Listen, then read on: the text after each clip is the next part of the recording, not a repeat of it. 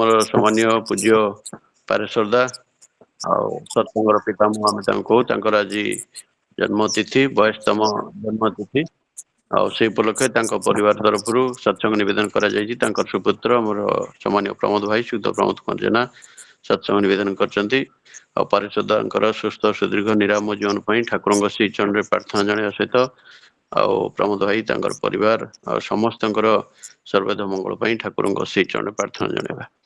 ତା ସହିତ ପ୍ରତିଦିନ ଭଳି ସତ୍ସଙ୍ଗ ନିବେଦନ କରିଛନ୍ତି ଆମର ସଦୟ ପ୍ରସନ୍ନ ବାବୁ ଶ୍ରୀତ ପ୍ରସନ୍ନ କୁମାର ବେହେରା ତାଙ୍କର ତାଙ୍କ ପରିବାର ସମସ୍ତଙ୍କର ସାର୍ବିକ ମଙ୍ଗଳ ପାଇଁ ଠାକୁରଙ୍କ ଶ୍ରୀ ଚରଣରେ ପ୍ରାର୍ଥନା। ତା ସହିତ ସତ୍ସଙ୍ଗ ନିବେଦନ କରିଛନ୍ତି ଆମର ସଦୟ ଦୋଳଗୋବିନ୍ଦ ଭାଇ ଶ୍ରୀତ ଦୋଳଗୋବିନ୍ଦ ମହାରଣା ତାଙ୍କର ସୁକନ୍ୟା ଅନ୍ୱେଷା ତାଙ୍କର ଜନ୍ମଦିନ।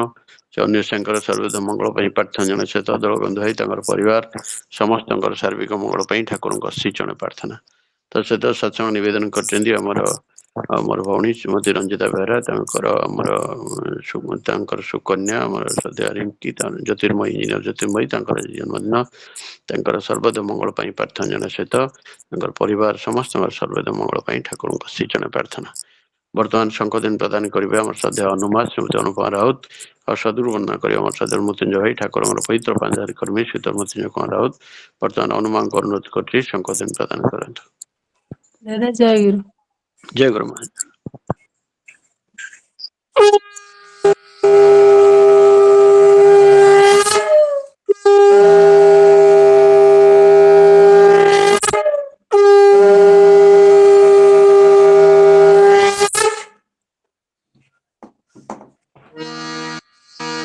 गुरुर्ब्रह्मा गुरुर्विष्णु गुरुर्देव महेश्वरः गुरुरेव परं ब्रह्म तस्मै श्री गुरवे नमः।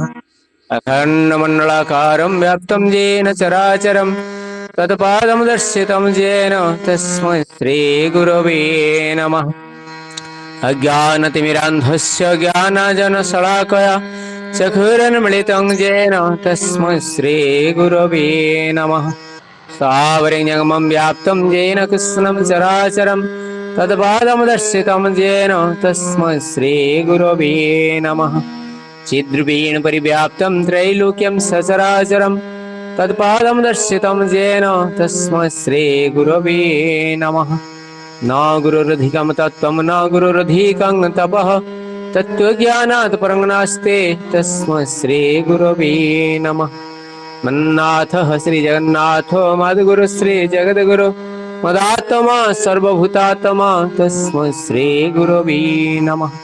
गुरुरादिरनादिश्च गुरुपरमदैवतं गुरुः परतरं नास्ति तस्मै श्री गुरवे नमः।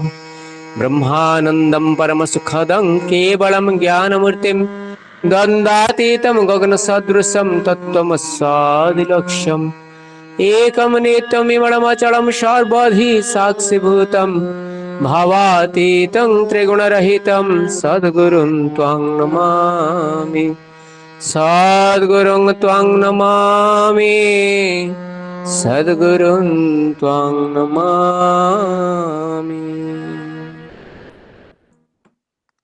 जय गुरुदेव। जय गुरु। शंखदिन प्रदान कले आम श्रद्धेय अनुमा श्रीमती अनुपमा राउत और सदगुरु वंदना कले आम श्रद्धेय मृत्युंजय भाई ठाकुर पवित्र पांजाधार कर्मी श्रीत मृत्युंजय कुमार राउत उभयंकर सेमानकर परिवार समस्तंकर सार्विक मंगल पई ठाकुर श्री चरण प्रार्थना। जय गुरु। वर्तमान आम समय धरे 2 मिनिट नाम जप करबा नामर समय भी आरंभ होला।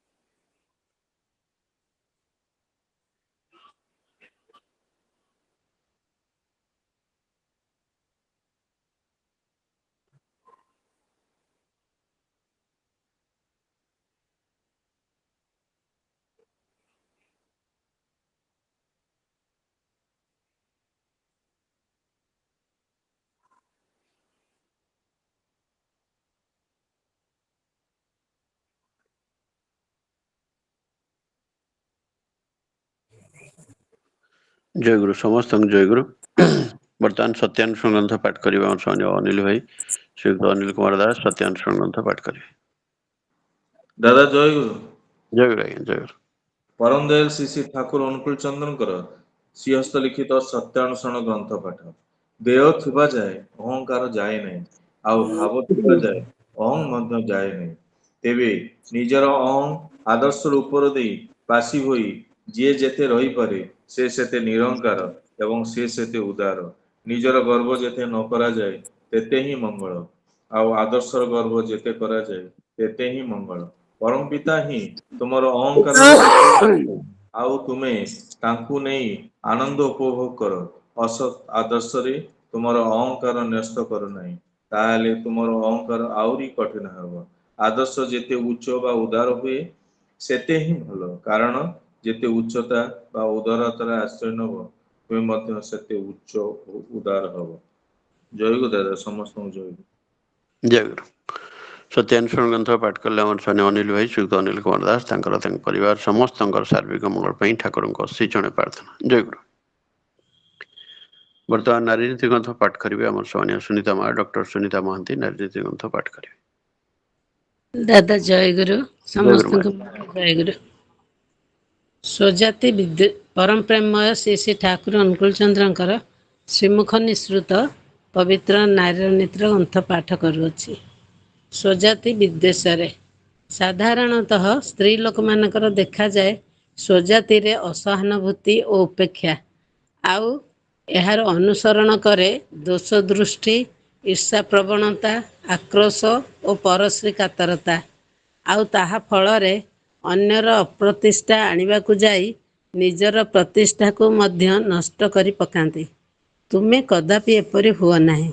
ଅନ୍ୟାୟକୁ ଅନାଦର କରି ମଧ୍ୟ ବୋଧ ଓ ଅବସ୍ଥା ପ୍ରତି ଦୃଷ୍ଟି ରଖି ସହାନୁଭୂତି ଓ ସାହାଯ୍ୟ ପ୍ରବଣ ହୁଅ। ଖ୍ୟାତି ତୁମକୁ ପରିଚର୍ଯ୍ୟା କରିବ, ସନ୍ଦେହ ନାହିଁ। ବାଣୀ ସଂଖ୍ୟା 43। ଜୟ ଗୁରୁ ଦାଦା, ଜୟ ଗୁରୁ। नारी नीति ग्रंथ पाठ कले हमर स्वामी सुनीता मा डॉक्टर सुनीता महांती परिवार समस्त सार्विक मंगल ठाकुर श्रीचरण प्रार्थना। जय गुरु। जय गुरु। बर्तमान शास्त्र सदाचार सूत्र ग्रंथ पाठ करेंगे हम सद हिमांशु भाई ठाकुर पवित्र पंजाधरी कर्मी श्रीयुक्त हिमांशु विश्वाल शास्त्र सदाचार सूत्र ग्रंथ पाठ करेंगे। दादा जय गुरु। जय गुरु। परम प्रेम श्री ठाकुर अनुकूल चंद्रଙ୍କର स्वास्थ्य सदाचार सूत्र ग्रंथ पाठ। ओम धातु मान ही हेउची रोग। आमिष खाइले ही रोगर सृष्टि हुए, तेणु निरामिष खाद्य ही श्रेय। तेणु निरामिष खाद्य ही तुमर आहार्य हेउ।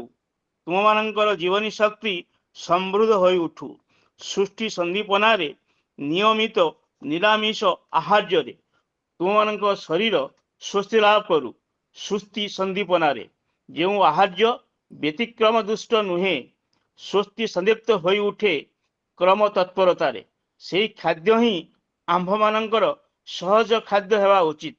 रोग जीवन जहिरे खिन्न होई उठे, शुभ सुंदर रे स्वस्ति लाभ करी तृप्त होई उठे, आउ सही तृप्ति ही तुमर दीप्ति आणु, आउ दीप्ति आणु प्रीति परिचर्या जीवनीय शक्ति को उच्छल करी तोले बहु काल।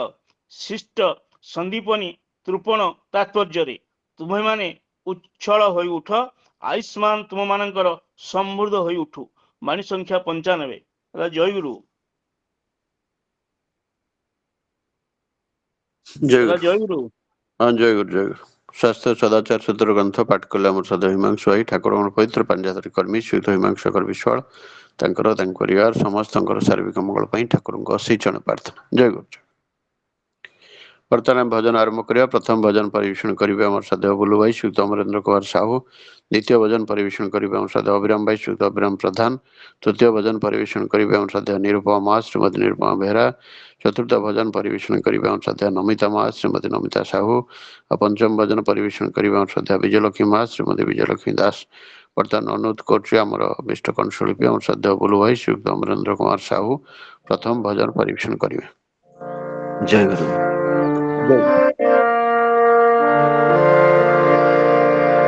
जितिबा हरिबा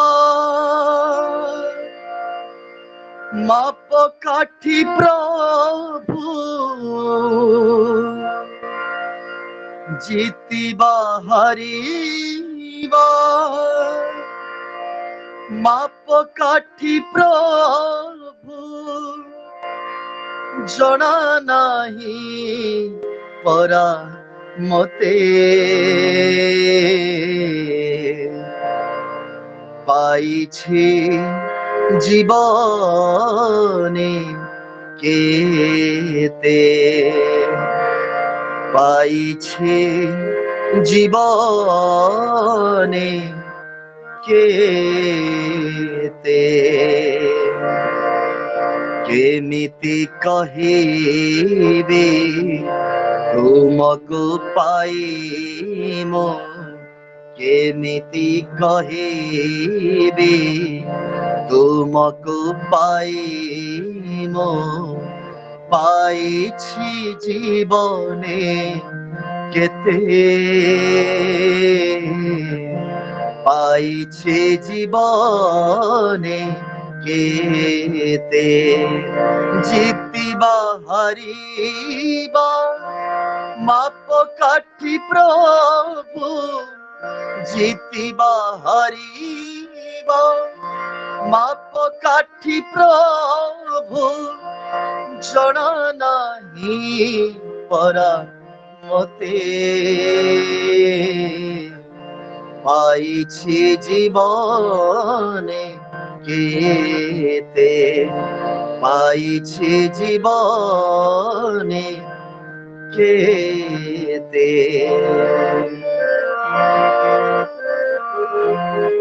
যেবে ভাবে মনে পাপি দেখিবাকু কেতে বাট আগেইছি অথଳ সাগরে কণিকা পরায়ে নিজକୁ খোঁজি পাইছি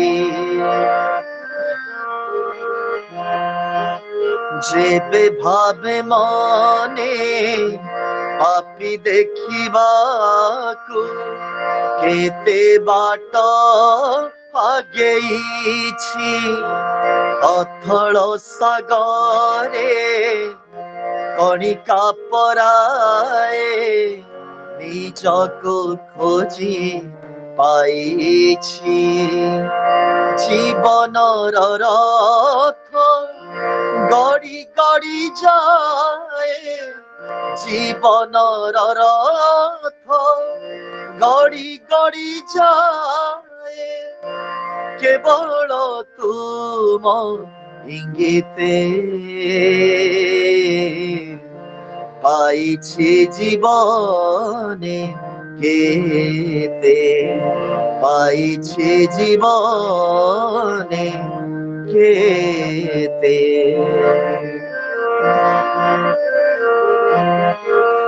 তমসার পথে যাত্রী সাজিথিলি মরণর গীত গাই আলোক পথকু টানি নেইছ অমৃতর মন্ত্র দেই তমসার পথে যাত্রী সাজিথিলি মরণর গীত গাই আলোক পথকু টানি নেইছ অমৃতর মন্ত্র দেই কুসুমিত আজি চলা পথ মোর কুসুমিত আজি চলা পথ মোর তুমরি দয়ারে সতে পাইছে জীবনে কেতে কেমিতি কহিবি তুমକୁ পাই ମୁଁ କେମିତି କହିବି ତୁମକୁ ପାଇ ମୋ ପାଇଛି ଜୀବନେ କେତେ ପାଇଛି ଜୀବନେ କେତେ ଜିତିବା ହାରିବା ମାପ କାଠି ପ୍ରଭୁ ଜିତିବା ହାରିବା ମାପ କାଠି ପ୍ରଭୁ ଜଣା ନାହିଁ ପରା ମତେ ପାଇଛି ଜୀବନେ କେତେ ପାଇଛି ଜୀବନେ କେତେ পাইছি জীবনে কেতে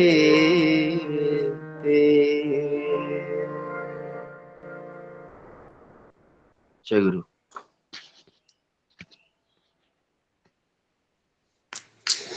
ଜୟ ଗୁରୁ। খুব সুন্দর ভাবে আমরা বিশ্বকন্ত্রী আমার সদ্য বুলু ভাই শ্রীযুক্ত অমরেନ୍ଦ୍র কুমার সাহু খুব সুন্দর ভাবে এই ଭଜନ ପରିବେଷଣ କଲେ ତାଙ୍କର ତାଙ୍କ ପରିବାର ସମସ୍ତଙ୍କର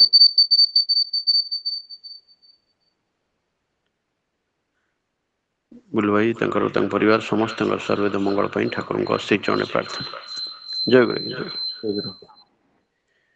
ଆମର ପରବର୍ତ୍ତୀ ଭଜନ ପରିବେଶ କରିବା କଥା ଆମର ବିଶ୍ୱକନ୍ ଶିଳ୍ପୀ ଆମ ସଦା ଅଭିରାମ ଭାଇ ଶ୍ରୀଯୁକ୍ତ ଅଭିରାମ ପ୍ରଧାନ, କିନ୍ତୁ ତୃତୀୟରେ ନିରୁପମା ଅଛନ୍ତି, ସିଏ ଇଚ୍ଛା ପ୍ରକାଶ କରିଛନ୍ତି ଦ୍ୱିତୀୟରେ ପରିବେଷଣ କରିବା ପାଇଁ, ତେଣୁ ଅନୁରୋଧ କରୁଛୁ ଅଭିରାମ ଭାଇଙ୍କୁ, ଆଉ ସେ ତୃତୀୟରେ ଭଜନ ପରିବେଷଣ କରିବେ।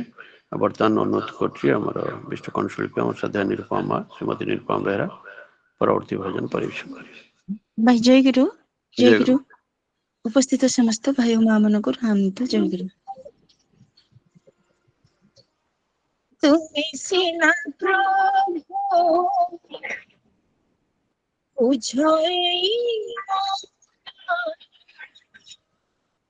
হবে না মোর বৃথায় জীবন, তুমি সিনা প্রভু বুঝই হবে না মোর বৃথায় জীবন, তুম বিনা বৃথায় জীবন, তুম বিনা বৃথায় জীবন, সিনা প্রভু বুঝই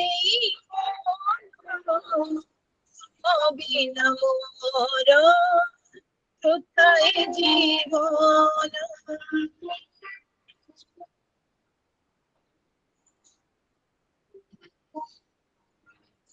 নম প্রেম সাগর মন্থনে কত ভরি গান সেই সখা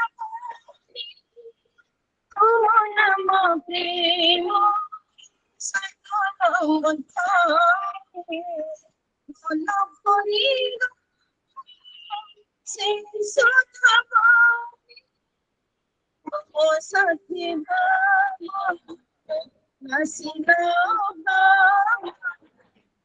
ও সাথী নাসিনা মোর এই মন তব বৃন্দাবন, মোর এই মন তব বৃন্দাবন, সিনা প্রভু বুঝই মন বিনা মোর বৃথায় জীবন।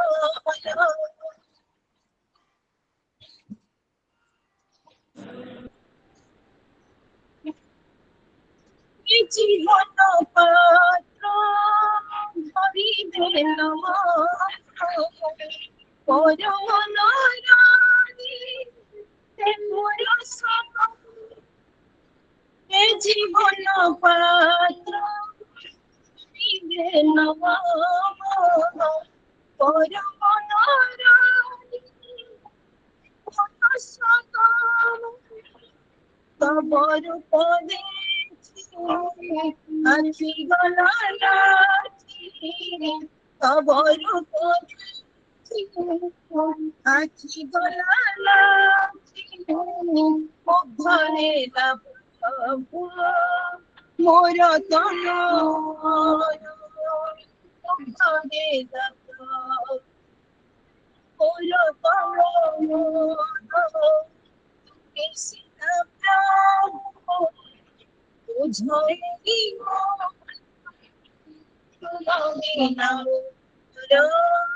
বৃথায় জীব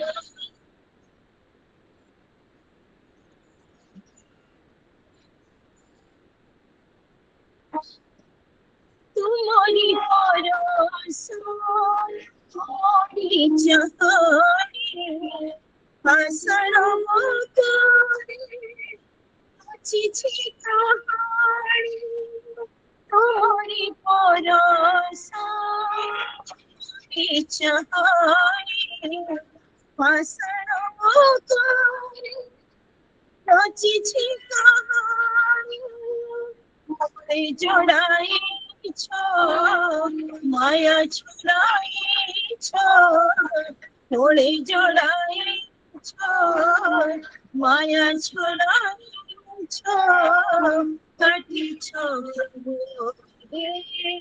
হরি কবন্ধ কাটিছ প্রভু হরি কবন্ধন কাটিছ প্রভু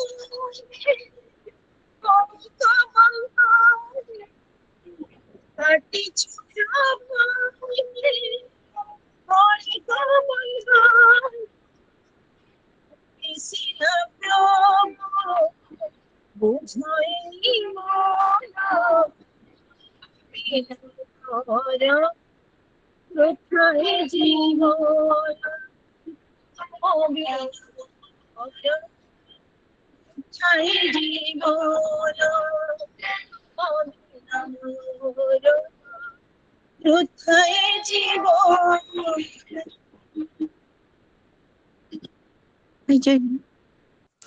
জয় গুরু। খুব সুন্দর সমুদ্র কণ্ঠরে আমার বেষ্ট কণ্ঠশিল্পী আমার শ্রদ্ধেୟ ନିରୁପମା ମା ଶ୍ରୀମତୀ ନିରୁପମା ବେହେରା খুব ସୁନ୍ଦର ଭାବେ ଭଜନ ପରିବେଷଣ କଲେ। ତାଙ୍କର ତାଙ୍କ ପରିବାର ସମସ୍ତଙ୍କର ଶାରୀରିକ ମଙ୍ଗଳ ପାଇଁ ଠାକୁରଙ୍କୁ ଅଶେଷ ଜଣେ ପ୍ରାର୍ଥନା। ଜୟ ଗୁରୁ ମହାରାଜ। ବର୍ତ୍ତମାନ ପରବର୍ତ୍ତୀ ଭଜନ ପରିବେଷଣ କରିବେ ଆମର ଅନ୍ୟତମ ବିଷ୍ଟ କଣ୍ଠଶିଳ୍ପୀ ଆମର ସଦା ଅଭିରାମ ଭାଇ ଶ୍ରୀଯୁକ୍ତ ଅଭିରାମ ପ୍ରଧାନ ପରବର୍ତ୍ତୀ ଭଜନ ପରିବେଷଣ କରିବେ। ଜୟ ଗୁରୁ ଦାଦା, ଜୟ ଗୁରୁ ସମସ୍ତଙ୍କର ଜୟ ଗୁରୁ। ଜୟ ଗୁରୁ। ଜୟ ଧନ୍ୟ ଲୀଳାମୟ ତୁମ ମଧୁର ଲୀଳା, ଧନ୍ୟ ଲୀଳାମୟ ତୁମ ମଧୁର ଲୀଳା, ମରତେ ରଚିଛ ଆନନ୍ଦ ମେଳା, ମରତେ ରଚିଛ ଆନନ୍ଦ ମେଳା, ଧନ୍ୟ ଲୀଳାମୟ ତୁମ ମଧୁର ଲୀଳା, ଧନ୍ୟ ଲୀଳାମୟ ତୁମ ମଧୁର ଲୀଳା, ମରତେ ରଚିଛ ଆନନ୍ଦ ମେଳା, ମରତେ ରଚିଛ ଆନନ୍ଦ ମେଳା, ଧନ୍ୟ ଲୀଳାମୟ ତୁମ ମଧୁର ଲୀଳା। ତବ ପୂଜା ବେଦୀ ମୋର ହୃଦୟ ମନ, ରଖିଛି ସଦା ସୁମନ ନିଷ୍ଠା ଚନ୍ଦନ,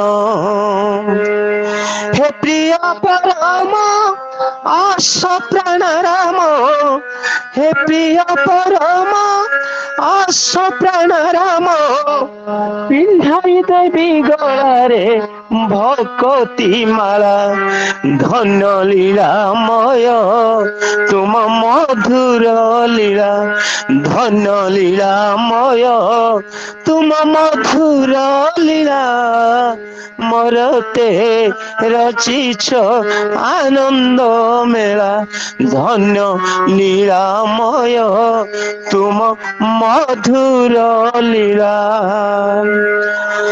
প্রকৃতির চোরা বালি মেলা ভুলাই তুমে প্রভু হাত ধরি মতে নেল চলাই প্রকৃতির চোরা বালি নেলা ভুলাই তুমে প্রভু হাত ধরি মতে নেল চলাই ମୋ ଚିନ୍ତା ଭାବନା ତୁମେ ନେଲ ସିନା ମୋ ଚିନ୍ତା ଭାବନା ତୁମେ ନେଲ ସିନା ଦିନ ଜନ ମୋ ଜୀବନ ଯାତନା ଜଳା ଧନ୍ୟ ଲୀଳାମୟ ତୁମ ମଧୁର ଲୀଳା ଧନ୍ୟ ଲୀଳାମୟ ତୁମ ମଧୁର ଲୀଳା মরতে রচিছ আনন্দ মেলা ধন্য লীলাময় তুম মধুর লীলা ধন্য লীলাময় তুম মধুর লীলা পরম পুরুষ প্রভু প্রেম স্বরূপ অপার আনন্দ প্রাণে দেখিয়ে রূপ পরম পুরুষ প্রভু প্রেম স্বরূপ অপার আনন্দ প্রাণে দেখিয়ে রূপ অছ দয়াময় নাহি মোর ভয় অছ দয়াময় নাহি মোর ভয় ভসাই দিয় হে প্রভু জীবন ভেড়া ধন্য লীলাময় তুম মধুর লীলা ধন্য লীলাময় তুম মধুর লীলা মরতে রচিছ আনন্দ মেলা মরতে রচিছ আনন্দ মেলা ধন্য লীলাময় তুম মধুর লীলা ধন্য লীলাময় তুম মধুর লীলা ধন্য লীলাময় তুম মধুর লীলা জয় গুরু দাদা জয় গুরু সমস্ত মোর জয় গুরু জয় গুরু। খুব সুন্দর ভাবে আমার বিষ্ট কণ্ঠশিল্পী আমার শ্রদ্ধা অবিরাম ଭାଇ ସୁଗତ ଅବିରାମ ପ୍ରଧାନ খুব ସୁନ୍ଦର ଭାବରେ ସ୍ୱର୍ଗତ ପୂଜ୍ୟ ନକୁଳ ଦାସଙ୍କର ବିରଚିତ ଏହି ଭଜନ ପରିବେଷଣ କଲେ। ତାଙ୍କର ତାଙ୍କ ପରିବାର ସମସ୍ତଙ୍କର ସାର୍ବିକ ମଙ୍ଗଳ ପାଇଁ ଠାକୁରଙ୍କ ଅଶେଷ ଜଣେ ପ୍ରାର୍ଥନା। ଜୟ ଗୁରୁ। ବର୍ତ୍ତମାନ ପରବର୍ତ୍ତୀ ଭଜନ ପରିବେଷଣ କରିବେ ଆମର ଅନ୍ୟତମ ବିଷ୍ଟ କଣ୍ଠଶିଳ୍ପୀ ଆମର ଶ୍ରଦ୍ଧା ନମିତା ମାସ ଶ୍ରୀମତୀ ନମିତା ବେହେରା ନମିତା ସାହୁ ପରବର୍ତ୍ତୀ ଭଜନ ପରିବେଷଣ କରିବେ। ଦାଦା ଜୟ ଗୁରୁ। ଜୟ ଗୁରୁ ମା ଜୟ ଗୁରୁ। ଅନଲାଇନରେ ଚଢିତା ସମସ୍ତ ଦାଦା ମାଙ୍କୁ ଜୟ ଗୁରୁ। ଗୁରୁ ନାମ କେଡେ ମିଠାରେ ମାନସ ପ୍ରଭୁ ନାମ କେଡେ ମିଠା ଗୁରୁ ନାମ କେଡେ ମିଠାରେ ମାନସ ପ୍ରଭୁ ନାମ କେଡେ ମିଠା ଯେ ଥରେ ଚାଖିଛି ସେ ମଜା ପାଇଛି ଯେ ଥରେ ଚାଖିଛି ସେ ମଜା ପାଇଛି ନ ଚାଖିଲେ ଲାଗେ ଖଟାରେ ମାନସ ନ ଚାଖିଲେ ଲାଗେ ଖଟା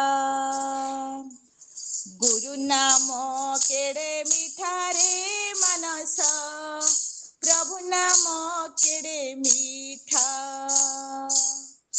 ଯେ ଥରେ ଚାଖିଛି ସେ ମଜା ପାଇଛି ଯେ ଥରେ ଚାଖିଛି ସେ ମଜା ପାଇଛି ନ ଚାଖିଲେ ଲାଗେ ଖଟାରେ ମାନସ ନ ଚାଖିଲେ লাগে খটা গুরু নাম কেড়ে মিঠা রে মানস প্রভু নাম কেড়ে মিঠা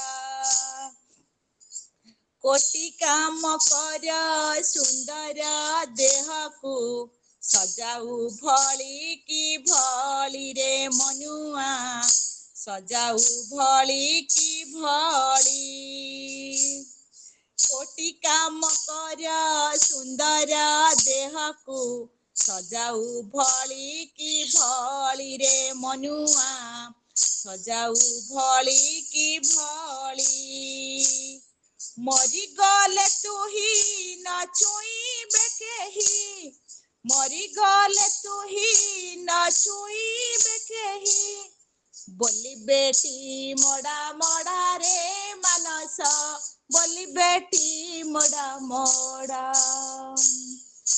ଗୁରୁ ନାମ କେଡ଼େ ମିଠା ରେ ମାନସ ପ୍ରଭୁ ନାମ କେଡ଼େ ମିଠା ଯେଉଁ ଆଶାରେ ସୁଖିତା ତଦିନ ସଜାଇ ସେ ଯଶୁପାତିରେ ମନୁଆ ସଜାଇ ସେ ଯଶୁପାତି ଯେଉଁ ଆଶାରେ ସୁଖିତା ତଦିନ ସଜାଇ ସେ ଯଶୁପାତିରେ ମନୁଆ ସଜାଇ ସେ ଯଶୁପାତି ସେହି ଘରେ ଆଉ ନ ରଖିବେ ତତେ ସେହି ଘରେ ଆଉ ନ ରଖିବେ ତତେ ନ ଦେବେଟି ଛିଣ୍ଡା ମଠାରେ ମାନସ ନ ଦେବେଟି ଛିଣ୍ଡା ମଠା ଗୁରୁ ନାମ କେଡ଼େ ମିଠା ରେ ମାନସ ପ୍ରଭୁ ନାମ କେଡ଼େ ମିଠା ଗୁରୁ ନାମ କେଡ଼େ ମିଠା ରେ ମାନସ ପ୍ରଭୁ ନାମ କେଡ଼େ ମିଠା ଧନ ଦୌଲ ସୁଖ ବନ୍ଧୁ ପରିଜନ ତୋ ସାଥେ ନ ଯିବେ କେହି ରେ ମନୁଆ ତୋ ସାଥେ ନ ଯିବେ କେହି ଧନ ଦୌଲ ସୁଖ ବନ୍ଧୁ ପରିଜନ ତୋ ସାଥୀ ନ ଯିବେ କେହି ରେ ମନୁଆ ତୋ ସାଥୀ ନ ଯିବେ କେହି ଗୁରୁ ନାମ ଏକା ଏ ମନ୍ତ୍ରରେ ସାହା ଗୁରୁ ନାମ ଏକା ଏ ମନ୍ତ୍ରରେ ସାହା ଏ ମାୟା ସଂସାର ମିଠା ରେ ମାନସ ଏ ମାୟା ସଂସାର ମିଠା ଗୁରୁ ନାମ କେଡ଼େ ମିଠା ରେ ମାନସ ପ୍ରଭୁ ନାମ କେଡ଼େ ମିଠା ଯେଥରେ ଚାଖିଛି ସେ ମଜା ପାଇଛି ଯେଥରେ ଚାଖିଛି ସେ ମଜା ପାଇଛି ନ ଚାଖିଲେ ଲାଗେ ଖଟା ରେ ମାନସ ନ ଚାଖିଲେ ଲାଗେ ଖଟା ଗୁରୁ ନାମ କେଡ଼େ ମିଠା ରେ ମାନସ ପ୍ରଭୁ ନାମ କେଡ଼େ ମିଠା ଗୁରୁ ନାମ କେଡ଼େ ମିଠା ରେ ମାନସ ପ୍ରଭୁ ନାମ କେଡ଼େ ମିଠା ପ୍ରଭୁ ନାମ କେଡ଼େ ମିଠା ପ୍ରଭୁ ନାମ କେଡ଼େ ମିଠା ଦାଦା ଜୟ ଗୁରୁ ଜୟ ଗୁରୁ।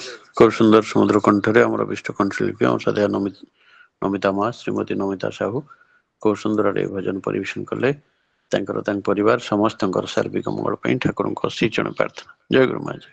ଜୟ ଗୁରୁ ବର୍ତ୍ତମାନ ପରବର୍ତ୍ତୀ ଭଜନ ପରିବେଷଣ କରିବେ ଆମର ଅନ୍ୟତମ ବିଷ୍ଟ କଣ୍ଠଶିଳ୍ପୀ ଆମ ସଦ୍ୟ ବିଜୟଲକ୍ଷ୍ମୀ ମା ଶ୍ରୀମତୀ ବିଜୟଲକ୍ଷ୍ମୀ ଦାସ ପରବର୍ତ୍ତୀ ଭଜନ ପରିବେଷଣ କରିବେ। ଜୟ ଗୁରୁ ଦାଦା। ଜୟ ଗୁରୁ ମା ଜୟ।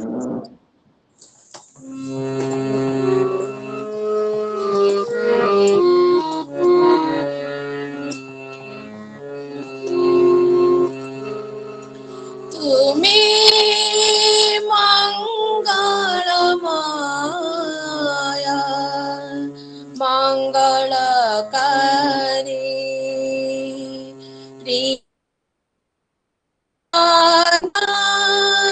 ହିତକାରୀ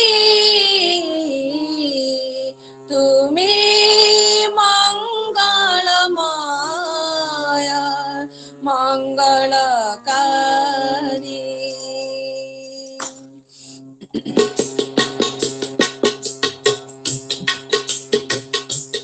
তুমি মঙ্গলময় মঙ্গলকারী, তুমি মঙ্গলময় মঙ্গলকারী। প্রিয় পরিজন হিতকারী, তুমি মঙ্গলময় মঙ্গলকারী, তুমি মঙ্গলময় মঙ্গলকারী।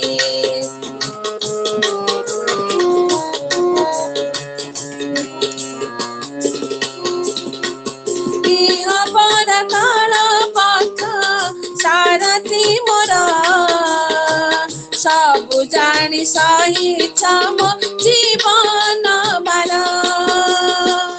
ଇହ ପରକାଳ ପଥ ସାରଥି ମୋର, ସବୁ ଜାଣି ସହିଛ ମୋ ଜୀବନ ବାର। ସବୁଠାରୁ ଆପଣାର ଗୀତ କରି, ତୁମେ ମଙ୍ଗଳମୟ ମଙ୍ଗଳକାରୀ, ତୁମେ ମଙ୍ଗଳମୟ ମଙ୍ଗଳକାରୀ।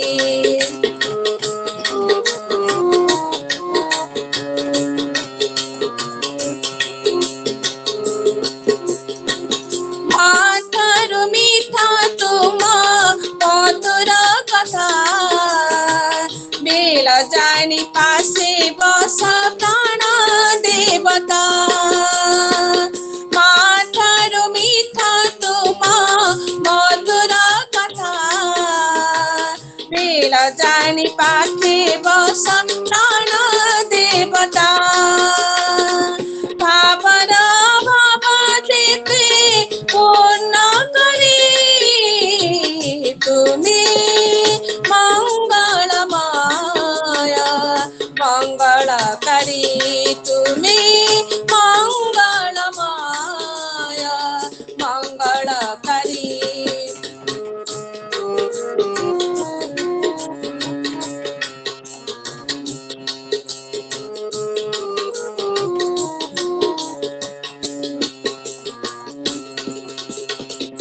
ভাব ପାରମରେ ତୁମେ ଭାବର ଡୋରି, ଧରିଥିବି ଆସୁ ଯେତେ ମାୟା ଭଉରୀ।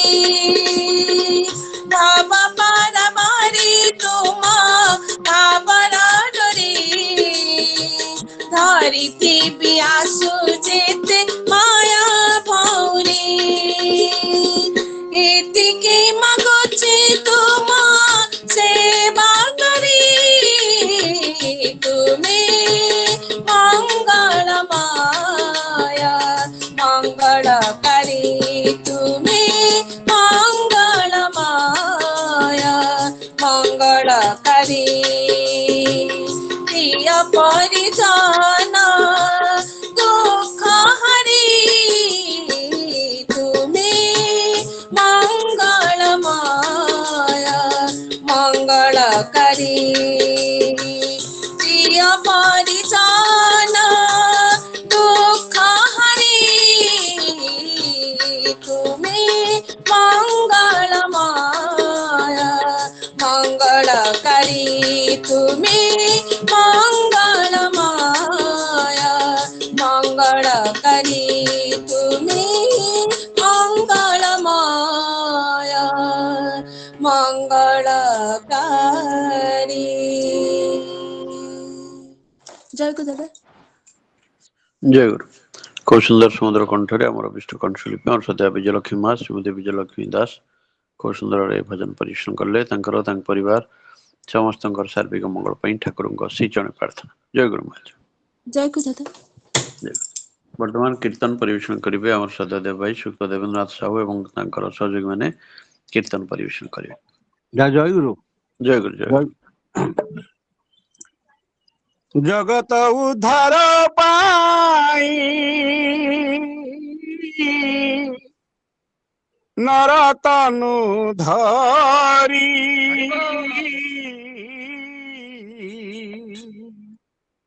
আসিছন্তি প্রেমময় দয়াময় হরি জগত উদ্ধার পাই নরতনু ধরি আসিছন্তি প্রেমময় দয়াময় আকুল প্রতীক্ষা তাঙ্ক দিবস রজনী আকুল প্রতীক্ষা তাঙ্ক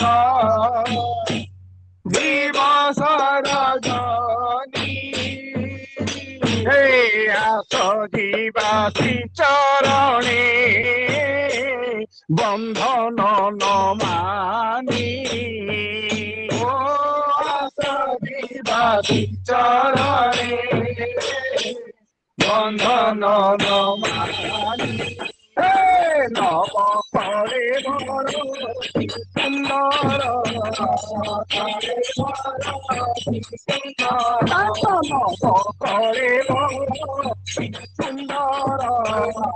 করে সুন্দর আদি ধরুছি ধর নব করে বড় সুন্দর নব করে বড়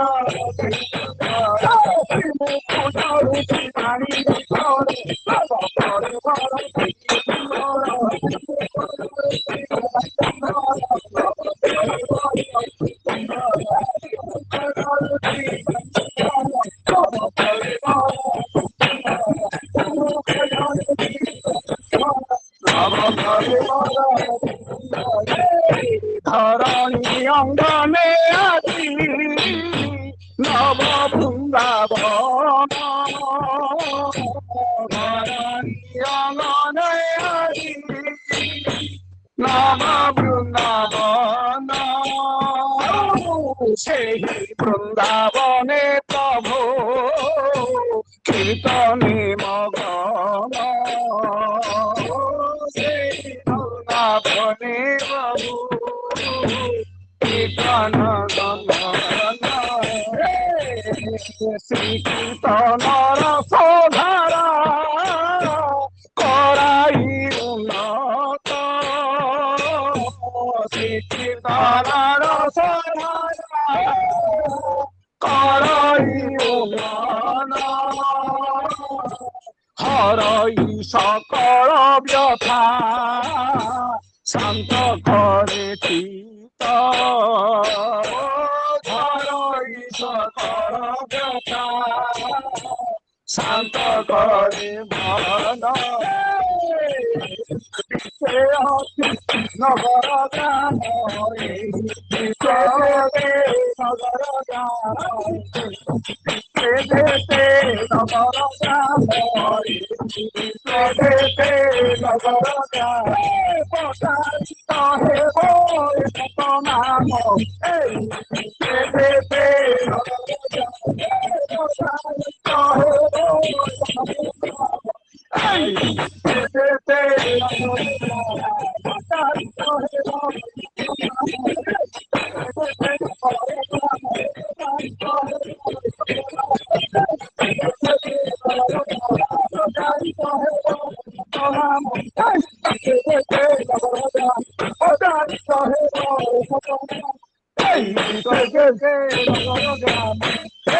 জয় রাধে জয় রাধে গোবিন্দ গোবিন্দ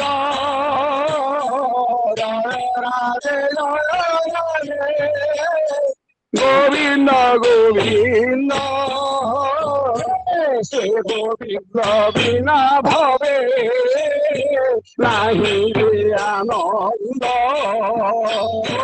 সে গোবিন্দ গোবিন্দ বিনা ভবে নাহি রে আনন্দ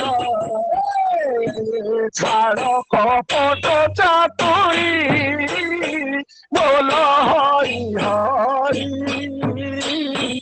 ছাড় কপট চাতুরি বল হরি হরি প্রেমানন্দে নয়ন নীল যাউ ধরি ও প্রেমানন্দ নয়ন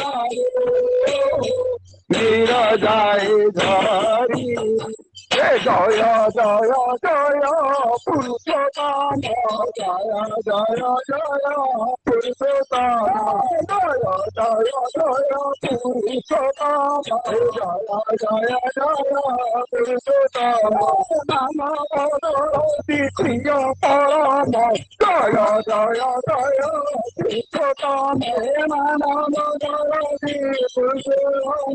জয় জয় জয় পুরুষোত্তম পরম পরম দ্বিতীয় পরম জয় জয় জয় পুরুষোত্তম পরম জয় দ্বিতীয় পরম জয় জয় জয় পুরুষোত্তম পরম পরম দ্বিতীয় পরম জয় জয় জয় পুরুষোত্তম পরম দ্বিতীয় পরম জয় জয় জয় পুরুষোত্তম পরম পরম দ্বিতীয় পরম জয় জয় জয় পুরুষোত্তম জয় জয় জয় পুরুষোত্তম জয় গুরু দাদা জয় গুরু দাদা জয় গুরু ଜୟ ଗୁରୁ।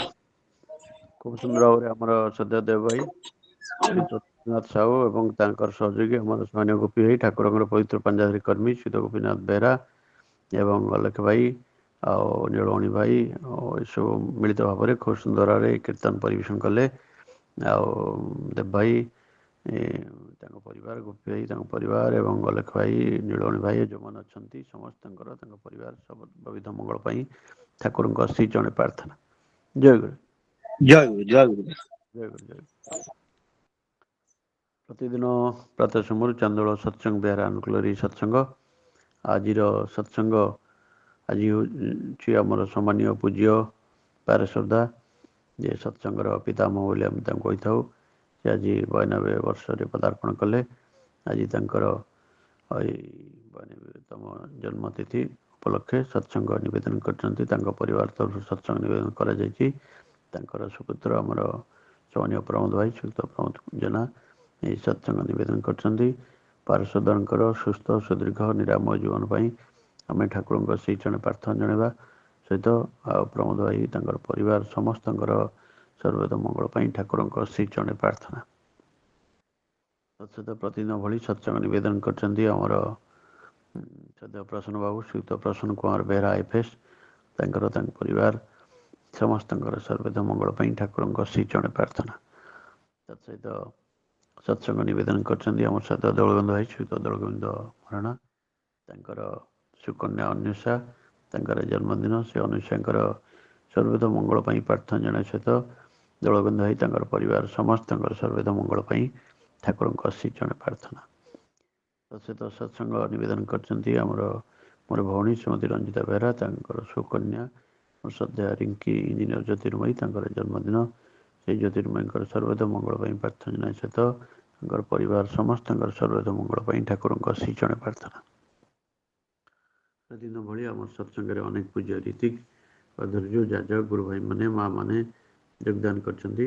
ପ୍ରତିଦିନ ଭଳି ଆମର ଠାକୁରଙ୍କ ସପ୍ରତ ରୀତିକ ପୂଜ୍ୟ ସର୍ବଶ୍ରୀ Bijayabhusan Mishra, Bichitananda Acharya, Brajabandhu Behera, doctor Nagendranath Swain, doctor Sitakanta Das, doctor Sumat Kumar Mishra, doctor Panchan Mishra, doctor Pabitra Kumar Mekap, Dibakar Swain, engineer Kashinath Tripathy, engineer Bairagya Sahu, engineer Sachidananda Bal, engineer Shashanka Shekhar Behera, engineer Sarat Kumar Das, engineer Jubaraj Prasad, Jagadish Chandra Sahu, Jatindra Kumar Sahu, Kailash Chandra Behera,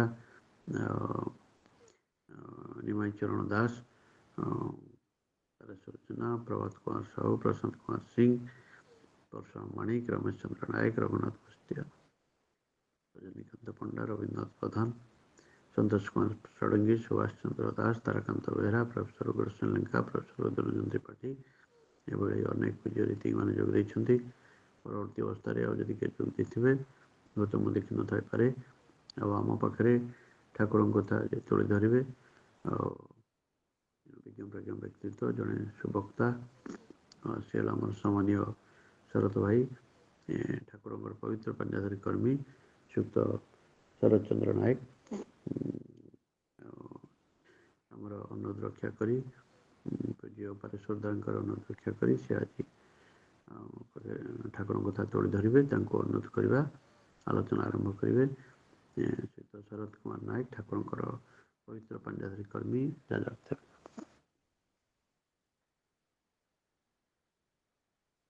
ଜୟ ଗୁରୁ।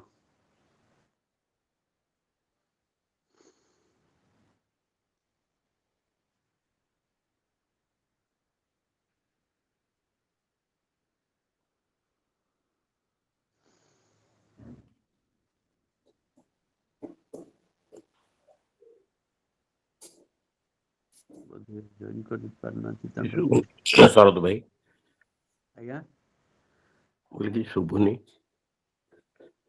ତାଙ୍କର କାହିଁ ତ ସେ ତାଙ୍କ ନାଁ ତ ଶୋ କରୁନି, ଜଏନ୍ କରିନାହାନ୍ତି ବୋଧେ। ଆଉ କ'ଣ କରିବା, ଆପଣ ଟିକେ କୁହନ୍ତୁ। ଆଉ ପବିତ୍ର ଦା ଆପଣ ଟିକେ ଆଜ୍ଞା ଜୟଗୁରୁ ଏଇ ବା ଆସିଲେଣି। ତାଙ୍କ ଆଜ୍ଞା ଆଜ୍ଞା ଋତୁ ନୁହଁ ତ, ଋତୁ ନୁହଁ ବୋଲି ଟିକେ ଭୁଲି ଯାଇଛନ୍ତି। ଶରତ ଆଜ୍ଞା ଋତୁ ପଳାନ୍ତି ତ। ଆଜ୍ଞା ମୁଁ ହଁ ଏଇଲେ ସାଙ୍ଗେ ସାଙ୍ଗେ ମତେ ପାରେଶ୍ୱର ଦାଦା ଲିଙ୍କ ପଠେଇଲେ। ମୁଁ ମତେ 2 ଦିନ ତଳେ କହିଥିଲେ ମୁଁ ଆଜି ଗୋବିନ୍ଦପୁର ପରିଚାଳନାରେ ଦାୟିତ୍ୱ ମୋର ଅଛି। ମୁଁ ପ୍ରାୟ ଭୁଲି ଯାଇଥିଲି, ମତେ ଏବେ ସାଙ୍ଗେ ସାଙ୍ଗେ ପୁନଶ୍ଚ ଫୋନ କରି ମତେ କହିଲେ ମୁଁ କହିଥିଲି ଆପଣ ଭୁଲିଗଲେ, ମୁଁ ଲିଙ୍କଟା ପଠଉଛି। ମତେ କେହି ଲିଙ୍କ ଛାଡି ନାହାନ୍ତି, ମୁଁ ଅବଗତ ହେଇପାରିଲିନି, ତେଣୁ କ୍ଷମା ମାଗୁଛି ଆପଣମାନଙ୍କ ସମସ୍ତଙ୍କ ପାଦ ପଦ୍ମରେ। ନା ନା ଆକ୍ଚୁଆଲି କ'ଣ ଆପଣଙ୍କ ନମ୍ବର ମୋ ପାଖରେ ନାହିଁ। ମୋତେ ପାରେଶ୍ୱର ଦା ଯେହେତୁ କହିଥିଲେ ମୁଁ ପାରେଶ୍ୱର ଦାଙ୍କ ପାଖକୁ ପଠେଇ ଦେଇଥିଲି। ଆଉ ମୁଁ ପାରେଶ୍ୱର ଭାଇ ମତେ ଏବେ ସାଙ୍ଗେ ସାଙ୍ଗେ ମତେ ଲିଙ୍କ ଛାଡିଲେ। ଆଜ୍ଞା ଆଜ୍ଞା ଠିକ ଅଛି ଆରମ୍ଭ କରନ୍ତୁ। ହଉ ଆରମ୍ଭ କରନ୍ତୁ। ଆଜ୍ଞା ଆଜ୍ଞା ଆଜ୍ଞା ଯେ ମୁଁ ତ ତଥାପି ବନ୍ଦେ ଲୋକ ତିଳକମ ସତ୍ୱର୍ଥ ବାର୍ତ୍ତା ବିଭୂଷଣମ ଅମର କୃତୁସ୍ଥାରଣ ପ୍ରବୁଦ୍ଧମ ଲୋକ ଜୀବନ ପ୍ରଳୟ ପ୍ରମତ୍ତ ଜାଗଦୀପନ ବନ୍ଦେ ଜୀବନ ଜୀବନମ ସତ୍ପୁରୁଷମ ବନ୍ଦେ ଜୀବନ ଜୀବନମ ସତ୍ପୁରୁଷମ ବନ୍ଦେ ଜୀବନ ଜୀବନମ ସତ୍ପୁରୁଷମ। ମୋ ଜୀବନର ପରମ ଉଦ୍ଧାତ ପରମ ପ୍ରେମ ଶ୍ରୀ ଶ୍ରୀ ଠାକୁର ପରମ ଆରାଧ୍ୟା ଜଗଜ୍ଜନନୀ ଶ୍ରୀ ଶ୍ରୀ ବଡ଼ମା परम पूज्य पाद श्री श्री बड़दा परम पूज्य पाद श्री श्री आचार्य देव तथा ठाकुर परिवार समस्त रातुल पाद पद्मे सुप्रभात मोर हृदय प्रदेश प्रीतिपूर्ण जय गुरु प्रणाम निवेदन करुच्ची। तत्सहित आज पूत पवित्र आवास स्थान जोगयुक्त आमर पूज्य ऋतिक देवमंडली अदूर्य जाजक देवमंडली इष्ट प्राण गुरु भ्राता मंडली भक्तिमती मातृमंडली साधु सज्जन मंडली और छोट छोट पिला समस्त सुप्रभात मोर आंतरिक जय गुरु राज तथा मान्य निवेदन करुच्ची। जा हो मु तो सर्वशेष जॉइन करिछि पूर्वर आमर कार्यसूची अनुजाई सुंदर भाव में भजन कोरस कीर्तन निवेदित हो सारी प्रभुंर पादपद्म हो सारी आज भोगदाता जे जो देश भोगरक्षा नवेदन कर अभिष्ट प्रभु पूर्ण करंतु आउ उपस्थित अनुपस्थित समस्त इष्टपुत निरामय मंगलमय जीवन परम पितांकर पादपद्म मु प्रार्थना करुछि जे पारेश्वर दादा वयोज्येष्ठ प्रतिनिधि आम यथेष सम्मान प्रदान करुचु। तांकर कथा अनुजाई 2 दिन तले मते कहते शरत भाई चांदोल मु आपण को ना देवी कि आलोचना करेंगे मु सेपरी आलोचना करिवार ज्ञान मो भितर नाही मते जानिछंती पवित्र भाई आपण माने जहाँ बस शुणी थे मुझे ठाकुर भल पाए भजन कीर्तन टे अभ्यास भी करिछि तेणु ताकू पाथेय कर चले आपण मान कंठर शुणी किछि कथा एमती शुणा मत बहुत भल लगे मु जो शुणिली आज हठात मत परिचालना बर्तमान भी अच्छी गोविंदपुर चली आलोचना भवेन्द्र कुमार दास सभापति उदलार आलोचना तोली धरती मुझे शुणुली मन ध्यान दे हठात फोन बाजी उठला तेरे हठात मत कहले शरत भाई आप जॉइन करूँ अति शीघ्र जॉइन करूँ जे मोर एत ज्ञान ना कौन आलोचना करी हठात मानसिक प्रस्तुति नेवा दरकार आम केमिति कौन करवा कौन दीपद कहवा आपण मानक परि ज्ञानी गुणी व्यक्तित्व सामने ठिया कहिबार योग्यता मोर अच्छी मुझे भाई पार तथापि ପ୍ରଭୁଙ୍କୁ ପାଥେୟ କରି ପ୍ରଭୁଙ୍କ ଆଶୀର୍ବାଦକୁ ବହନ କରି ଆମେମାନେ ସମସ୍ତେ ଅଗ୍ରଗତି କରି ଚାଲୁଛେ। ଏହି ସତ୍ସଙ୍ଗ ଆମକୁ ଏତେ ଖୋରାକ ଯୋଗାଉଛି ଯାହା ଆମେ ପ୍ରତ୍ୟେକ ଅନୁଭବ କରୁଥିବା ନିଶ୍ଚିତ ଭାବରେ। ଏହି ଆଭା ସତ୍ସଙ୍ଗ କରୋନା ସମୟରୁ ଆରମ୍ଭ ହୋଇଛି ସତ, ଏଯାବତ୍ ଚାଲିଛି, ବହୁ ଜାଗାରେ ଚାଲିଛି। ଯେଉଁ ସତ୍ସଙ୍ଗ ମାଧ୍ୟମରେ ଆମେ ଯେତେ ଚେଷ୍ଟା ବି କରୁଛୁ ତାକୁ ବନ୍ଦ କରିଦେବା ପାଇଁ ବହୁ ଲୋକଙ୍କର ଅନୁରୋଧ ରକ୍ଷା କରି ମଧ୍ୟ ତାକୁ ବନ୍ଦ କରିପାରୁନାହୁଁ। କାରଣ ରାତି ପାହିଲେ ଘରେ ବସି ଆମେ ପ୍ରଭୁଙ୍କର ଅମୀୟ କଥା ନିଶ୍ଚର ଶୁଣୁଛେ। ଏ ସୁନ୍ଦର ସୁନ୍ଦର ଭଜନ କୋରସ କୀର୍ତ୍ତନ ମାଧ୍ୟମରେ ମନ ଅନୁପ୍ରାଣିତ ହୁଏ, ବିଭୋର ହୁଏ ବିଭୁଙ୍କର ପ୍ରେମରେ। ଆମେ ହୁଏତ ସେହି କଣ୍ଠଶିଳ୍ପୀମାନଙ୍କୁ ବା ସେହି ସୁବକ୍ତାମାନଙ୍କୁ ଆମ ଗହଣରେ ପାଇବା ସମ୍ଭବପର ହୁଏ ନାହିଁ। ସଦାସର୍ବଦା ସବୁଠି ଆମେ ପାଇପାରୁଛୁ। ଯଦି ନିର୍ଦ୍ଦିଷ୍ଟ ଏକ ସତ୍ସଙ୍ଗ ଅଫଲାଇନ୍ ଯାଉଛେ, ସେ ସ୍ଥାନୀୟ ରୀତି କିମ୍ବା ନିମନ୍ତ୍ରିତ ଅତିଥିଙ୍କ ଠାରୁ ଆମେ ଦୀପଦ କଥା ଶୁଣେ, କିନ୍ତୁ ସେହିପରି ଜ୍ଞାନୀଗୁଣୀ ବ୍ୟକ୍ତିତ୍ୱ କିଏ କେଉଁଠି ଥିଲେ ମଧ୍ୟ ଆମ ସହିତ ଏହି ଆଭାସ ମାଧ୍ୟମରେ ଯୋଗଯୁକ୍ତ ହୋଇ ସୁନ୍ଦର ସୁନ୍ଦର ପ୍ରଭୁଙ୍କର କଥାମୃତ ତୁଳି ଧରୁଛନ୍ତି। ଏଇଟା ହେଉଛି ଆମମାନଙ୍କର ସୌଭାଗ୍ୟ। ସେଇଥିପାଇଁ ଆଜି ଦିନ ଏତେ ଦିନ ଧରି ମଧ୍ୟ ଆମର ସତ୍ସଙ୍ଗ ଅନୁଷ୍ଠିତ ହୋଇ ଚାଲିଛି, ଯାହା ଆଜି ମଧ୍ୟ ଗୋବିନ୍ଦପୁରର 2104ତମ ଦିବସରେ ଉପନୀତ ହୋଇସାରିଛି। ତେବେ ଯାହା ହଉ, ଛାଡ଼ିକି କଥା ନେବା ନାହିଁ ଯେ ମାମୁଁ ଘର କଥା ମା ଆଗରେ କହିଲା ପରେ ଆପଣମାନେ ଏତେ ଜ୍ଞାନୀଗୁଣୀ ବ୍ୟକ୍ତି ଅଛନ୍ତି, ମୁଁ ଆପଣ ପାଖରେ ଠିଆ ହେବାର ଯୋଗ୍ୟତା ବୋଧେ ମୋର ନଥିବ ବୋଧେ, ମୁଁ ଆଶା କରେ। ତଥାପି ଆପଣମାନେ କ'ଣ କଥା କହିବି ସେଇ ପ୍ରଭୁଙ୍କର କଥା, ଯେ ତାଙ୍କୁ ଆମେ ଧରିଛେ, ଆମର ଏଇଟା ମହାଭାଗ୍ୟ। ବାସ୍ତବରେ ଠାକୁର ଶ୍ରୀ ଶ୍ରୀ ଆଚାର୍ଯ୍ୟଙ୍କର ଗୋଟେ ବାଣୀ ମୁଁ ଗତକାଲି ପଢ଼ୁଥିଲି। ଆଚାର୍ଯ୍ୟଦେବ କହୁଛନ୍ତି, ଆମେମାନେ କିଏ? ସେ ତାଙ୍କ ଦୟାରୁ, ତାଙ୍କ ଆଶୀର୍ବାଦରୁ ସିଏ ଦୟାକରି ତାଙ୍କ ପାଖକୁ ଆମକୁ ଡାକିଛନ୍ତି। କେତେ ଜନ୍ମ ପୁଣ୍ୟ ଫଳରେ ଆମେ ମନୁଷ୍ୟ ଜନ୍ମ ପ୍ରାପ୍ତ ହୋଇଛେ, ଆଉ ପୂର୍ବ ଜନ୍ମର କେତେ ଜନ୍ମର ତପ ଫଳରେ ଏ ଜନ୍ମରେ ଆମେ ତାଙ୍କୁ ପ୍ରାପ୍ତ ହୋଇଛେ। ଏହା ହେଉଛି ବହୁ ସୌଭାଗ୍ୟର କଥା। ଆଉ ସର୍ବୋପରି ଅଷ୍ଟାଦଶ ସ୍ତରର ବୀଜ ମନ୍ତ୍ର ପ୍ରାପ୍ତ ହୋଇଛେ। ଆମେ ତ ଏହି କଥା ବାରମ୍ବାର ଶୁଣୁଛେ, କିନ୍ତୁ ସୁନ୍ଦର ତୃପ୍ତିର ଅବସାଦ ନାହିଁ। ଯେତେ ଶୁଣୁଥିଲେ ଦେଖୁଥିଲେ ନୂଆ ଲାଗୁଥାଏ। ସେଇ ଯେଉଁ ଗୋଟିଏ କଥା ମନ ଭିତରେ ଆନ୍ଦୋଳିତ ସବୁବେଳେ ମୋର କରେ, ଏହା ହେଉଛି ଆମର ତୃଷ୍ଣା ହେଲେ ଜଳ ପାନ କଲା ପରେ ତୃଷ୍ଣା ନିବାରିତ ହୁଏ, କିନ୍ତୁ ଏ ଭଗବତ କଥାମୃତ ଯେତେ ପାନ କଲେ ସେ ତୃଷ୍ଣାଟା ଆହୁରି ଆହୁରି ବୃଦ୍ଧି ହୁଏ, କ୍ରମଣରେ ବୃଦ୍ଧି ହୋଇ ଚାଲେ। ଏହା ହେଉଛି ସାତ୍ଵିକ ଭାବର ଲକ୍ଷଣ। କାହିଁକିନା ଏଇଟା ହେଉଛି କଥାମୃତ। ଅମୃତ ଯେତେ ପାନ କଲେ ତୃଷ୍ଣା ନିବାରିତ ହୁଏନି, ତୃଷ୍ଣା ଆହୁରି ଆହୁରି ପାଇବାକୁ ଇଚ୍ଛା ହୁଏ। ସେହିପରି ପ୍ରଭୁଙ୍କର ଏ କଥାମୃତ ଲୀଳାର କଥା 81 ବର୍ଷ ଅବଧି ଭିତରେ କେତେ ଲୀଳା ଯେ କରିଯାଇଛନ୍ତି ତାର ତୁଳନା ନାହିଁ, ଆମମାନେ ସମସ୍ତେ ଜାଣିଛେ। କିନ୍ତୁ ସର୍ବପ୍ରଥମେ ଆମେ ଏତିକି ଆଲୋଚନା କରିବା ଯେ ତାଙ୍କୁ ଆମେ ପାଇ କରିଛେ କ'ଣ? ଆମେ ତାଙ୍କ କଥା ବିଧି ମାଫିକ ଚାଲୁଛେ ତ? ସେ ଯାହା ନିର୍ଦ୍ଦେଶ ଦେଇଛନ୍ତି ଆମେ ତାକୁ ପରିପାଳନ କରୁଛେ ତ? ଏଠି ଆମେ କାହାକୁ ଆକ୍ଷେପ କରି କଥା କହିବା ନାହିଁ। ସମସ୍ତେ ଆମେ ଆପଣାର, ସମସ୍ତ ସତ୍ସଙ୍ଗୀ ପରିବାର ନିଜର ପରିବାର ସଦୃଶ୍ୟ। ତେଣୁ ତାଙ୍କୁ ଆପଣାର ଜନ ଭାବି ଆମେ ଏହା ମନ ଭିତରେ ପ୍ରଶ୍ନ କରିବା ନିଜେ ନିଜକୁ ଯେ ମୁଁ ନିର୍ଦ୍ଧାରିତ ସମୟରେ ଶଯ୍ୟା ତ୍ୟାଗ କରୁଛି ନା ନାହିଁ, ନାମଧ୍ୟାନ କରୁଛି ନା ନାହିଁ, ଇଷ୍ଟବୃତ୍ତି ଠିକ୍ ସମୟରେ କରୁଛି ନା ନାହିଁ। ଗୋଟେ ପାଖ ନିକଟରେ ମୋର ଗୋଟେ ଗୁରୁ ଭାଇଟେ, ତା ନାଁ ହେଉଛି ଶୁଭେନ୍ଦ୍ର କୁମାର ମହାନ୍ତି, ଆମେ ଡାକୁ ତାକୁ ହାପି ଭାଇ ବୋଲି।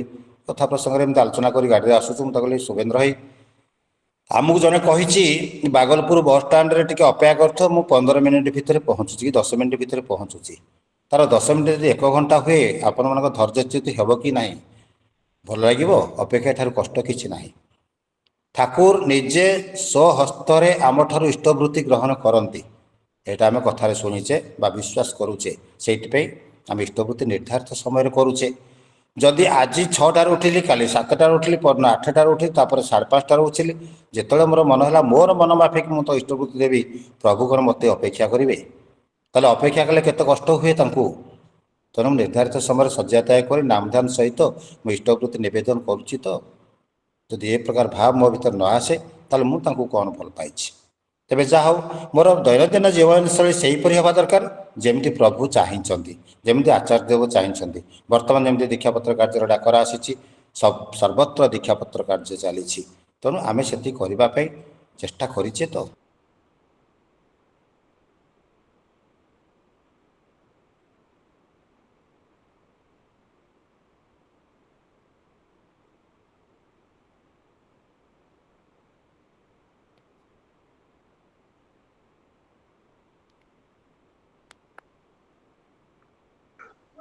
ଦାଦା ମ୍ୟୁଟ ହେଇଗଲେ।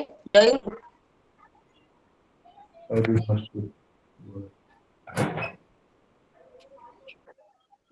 ଆପଣଙ୍କର ଭଏସ ଟା ଆସୁନି।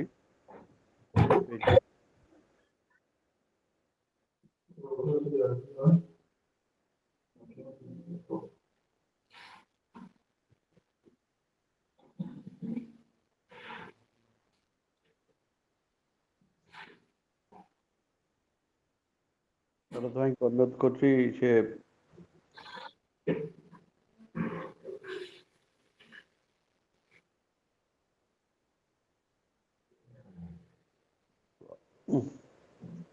ପବିତ୍ର ଦା ଆପଣ ଟିକେ କୁହନ୍ତୁ, ସେ ତ ଏକ୍ଜିଟ୍ ହେଇଗଲାଣି। ନା ନା ଏକ୍ଜିଟ୍ ହୋଇନି, ମୋର ଫୋନ୍ କଲ୍ ଗୋଟେ ପଳେଇ ଆସିଲା, କ୍ଷମା ମାଗୁଛି। ଜୟ ଗୁରୁ। ଆପଣମାନଙ୍କର ଭିଡ଼ିଓ କେତେଜଣ ଭାଇମାନଙ୍କର ଅନ୍ ହେଇଛି, ଟିକେ ଭିଡ଼ିଓ ଅଫ୍ କରିଦିଅନ୍ତୁ। ଦୁଶାସନ ଭାଇ, ଏସ୍କେ ବେହେରା ଭାଇ। ତେବେ କଥା ପ୍ରସଙ୍ଗ କେଉଁ ଆଡ଼ିକି ନେବା? ଆମେ ନିରନ୍ତର ଆମେ ନିଜକୁ ପ୍ରଶ୍ନ କରିବା ଯେ ପ୍ରକୃତରେ ବିଧାନ ମାଫିକ ଆମେ ନିଜେ ପରିଚାଳିତ ହେଉଛି କି ନାହିଁ। ଆଜି ଆମର ସମ୍ମାନାସ୍ପଦ ଶ୍ରୀଯୁକ୍ତ ପାରେଶ୍ୱର ଜେନା ସହପ୍ରତିନିଧିଙ୍କର ଆଜି 92ତମ ଜନ୍ମ ଦିବସରେ ସେ ଉପନୀତ ହୋଇଛନ୍ତି। 92ତମ ବୟସରେ ସେ ଏପରି ଜଣେ ବ୍ୟକ୍ତିତ୍ୱ, ତାଙ୍କର କଥା ଆମମାନେ ସମସ୍ତେ ଜାଣିଛନ୍ତି। ଆଉ ତାଙ୍କର ଅନେକ ଠାକୁରଙ୍କର ଭଜନ କୀର୍ତ୍ତନ କରସ, ଆଉ ସେ ନିଜେ ସ୍ୱରଚିତ ଆଉ ସୁନ୍ଦର ମନମୁଗ୍ଧକର ଅନେକ କର୍ମକ୍ଷେତ୍ରରେ ଥିବା ସ୍ତରରେ ଶିକ୍ଷକତା କରିଥିବା ସ୍ତରରେ ଅନେକ ବହି ରଚନା କରି, ପୁସ୍ତକ ରଚନା କରି ସେ ସନନ୍ଦ ପ୍ରାପ୍ତ ହୋଇଛନ୍ତି। ତାଙ୍କର ବିଷୟରେ ମୁଁ ବା କ'ଣ କହିବି। ତେବେ ସେ ଆଜି 92ତମ ଦିବସ ଉପସ୍ଥିତ ଉପନୀତ ହୋଇଛନ୍ତି। ତାଙ୍କର ଶୁଭ ଜନ୍ମ ଦିବସରେ ଆମର ଅନୁଷ୍ଠାନ ତରଫରୁ, ମୋ ତରଫରୁ ମୁଁ ତାଙ୍କୁ शुभेच्छा जनाऊँगी। से हीपरी दीर्घजीवी हुंतु, अमित जीवन प्राप्त हुंतु एवं प्रभुंकर सेवा करि चलंतु, जन कल्याण रे प्रति हुंतु एवं परमपितांकर रजच्छल दया करुणा आशीर्वाद अधिकारी हुंतु। एतिके आमे प्रार्थना करबा परमपितांकर पाद पद्मरे। तेबे प्रभुंकर कथा कौन बा मु कहिबी, सेही केतोडी लीलामृत कथा मने पड़े, जहा जेतबे ठाकुर देवघर 58 बयस देवघर आसी पहुँचते, देवघर अवस्थान समय अनेक विरोधी लोक मध्य ठाकुर को विरोध करुथिले। जहा एपरि गोटे समय आसीची, आमर बाबा धामर किछि लोक जन को प्रवर्तय करी ठाकुर को आश्रम पठेले जे ठाकुर को गाली गुलज करने। से हूँ गोटे टांगा जो आम घोड़ा गाड़ी चालक गोटे, से आसी पहुँचे देवघर रे सकाळु आसी ठाकुर को आश्रम चतुर्पार्श्व बुली गाली गुलज करने को चलला, विभिन्न अशालीन कथा कही चलला। समस्त व्यस्त हेले, किंतु ठाकुर जेहेतु निर्देश देना किसी प्रतिरोध कले ना। जो 8टा 9टा पर्यंत से गाली गुलज करे, ठाकुर जने भाई को गुरु भाई पठेले, अरे से लोकटा खाई ना ना टे जलखिया खाई दियो। से आश्चर्य हुए, ठाकुर किपर लीला, जी गाली गुलज करुच्ची, आमको व्यवहार खराब करुच्ची, आमे खाइला कि नहीं पचारिक खाया दबा, किंतु ठाकुर कहते कथा मानी ताकू डाकी नहीं किसी जलखिया देइछन्ति, पानी देइछन्ति, चा देइछन्ति। से खाइला परे तार से शिखिकी आसी पुणी गाली गुलज कर चलती। एमि चलला। खाइबा समय मध्याह्न समय है, ठाकुर पुणी आउ जन भक्त को निवेदन कले, पठेले जे तू जा, तार से खाई ना ना भोक हम खाया देबू। से आसी खाइबा देइछि, से खाइबा देला परे पुणी आरंभ कर गाली गुलज करवा, पाटितुंड कर चारिआडे बुली बुली तार कही चली। संध्या होइछि, संध्या बेले मते ताकू सेवा दिया चली। तापर रात्रि भोजन दिया जाइछि। भोजन परे अवश्य होइछि, से तार घर को जाइछि। से तो तार चेतना आसीछि, घर को जीवी। अरे दिन सारा तो मु टांगा चलैनी, किछि पैसा तो रोजगार करेनी, मु घर गले कौन करी, मो पिला छुआ तो उपास थे। से भाविकी घर को आसी, ता मन भर अनेक संतर्पण भाव नहीं आसी। आज मोर पिला छुआ कौन खाइबे, मो स्त्री मत कि प्रकार व्यवहार कर, मु कौन दे संतुष्ट करि। से घर को आसी पहुँची, ता स्त्री कबाट खोलला कहते शीघ्र गोड़ हाथ धोईकी आस, तुम के कुआड़े गल, तुम खायापे मु प्रस्तुत करुच्ची। यार भावांतर होइछि, मु तो किछि आनिनी, मु तो देइनी किछि, से मते खाइबा को डाकुछि किपरि। से घरे गोड़ हाथ धोई बसला बेलू से कहते ठाकुर गोटे लोक द्वारा समस्त खाद्य पदार्थ सामग्री मो घर को पठेइछन्ति, ଆପଣଙ୍କର ଦେଓଘରରେ କିଛି କାମ କରୁଥିଲେ କୁଆଡ଼େ ଆଖିରୁ ଦିଟକା ଲୁହ ଗଡ଼ି ପଡ଼ିଛି ସେ ବ୍ୟକ୍ତିର। ବାସ୍ତବରେ ମୁଁ ଯାହାକୁ ଗାଳି କରୁଛି ସେ ମୋତେ ଦିନସାରା ଖାଇବା ପିଇବାକୁ ଦେଇ ମୋର ପିଲାମାନଙ୍କର ଦାୟିତ୍ୱ ନେଇ ମୋ ଘରକୁ ଖାଦ୍ୟ ପଦାର୍ଥ ସାମଗ୍ରୀ ପଠାଇଛନ୍ତି। ତାଙ୍କୁ ମୁଁ ବୁଝିଛି କ'ଣ? ମୁଁ ତାଙ୍କୁ ଗାଳିଗୁଲଜ କରୁଛି। ଏହାଠାରୁ ଦୁଃଖ ଅନୁତାପର ବିଷୟ କ'ଣ ହେଇପାରେ? ପ୍ରକାରାନ୍ତରେ ଠାକୁର ଆମେ ଯଦି ଆମମାନଙ୍କର ବ୍ୟକ୍ତିତ୍ୱ ହୋଇଥାନ୍ତା ଆମେ ବୋଧ ହୁଏ ତାଙ୍କୁ ଆମ ଭାବରେ ତାଙ୍କୁ ଗ୍ରହଣ କରିଥାନ୍ତେ, ଆମର ପ୍ରତିରୋଧ କରିଥାନ୍ତେ, କିମ୍ବା ଆଜିକାଲି ଯାହା ସମାଜରେ ହେଉଛି ଆମ ସେଥିରୁ ପଛେଇ ନଥାନ୍ତେ।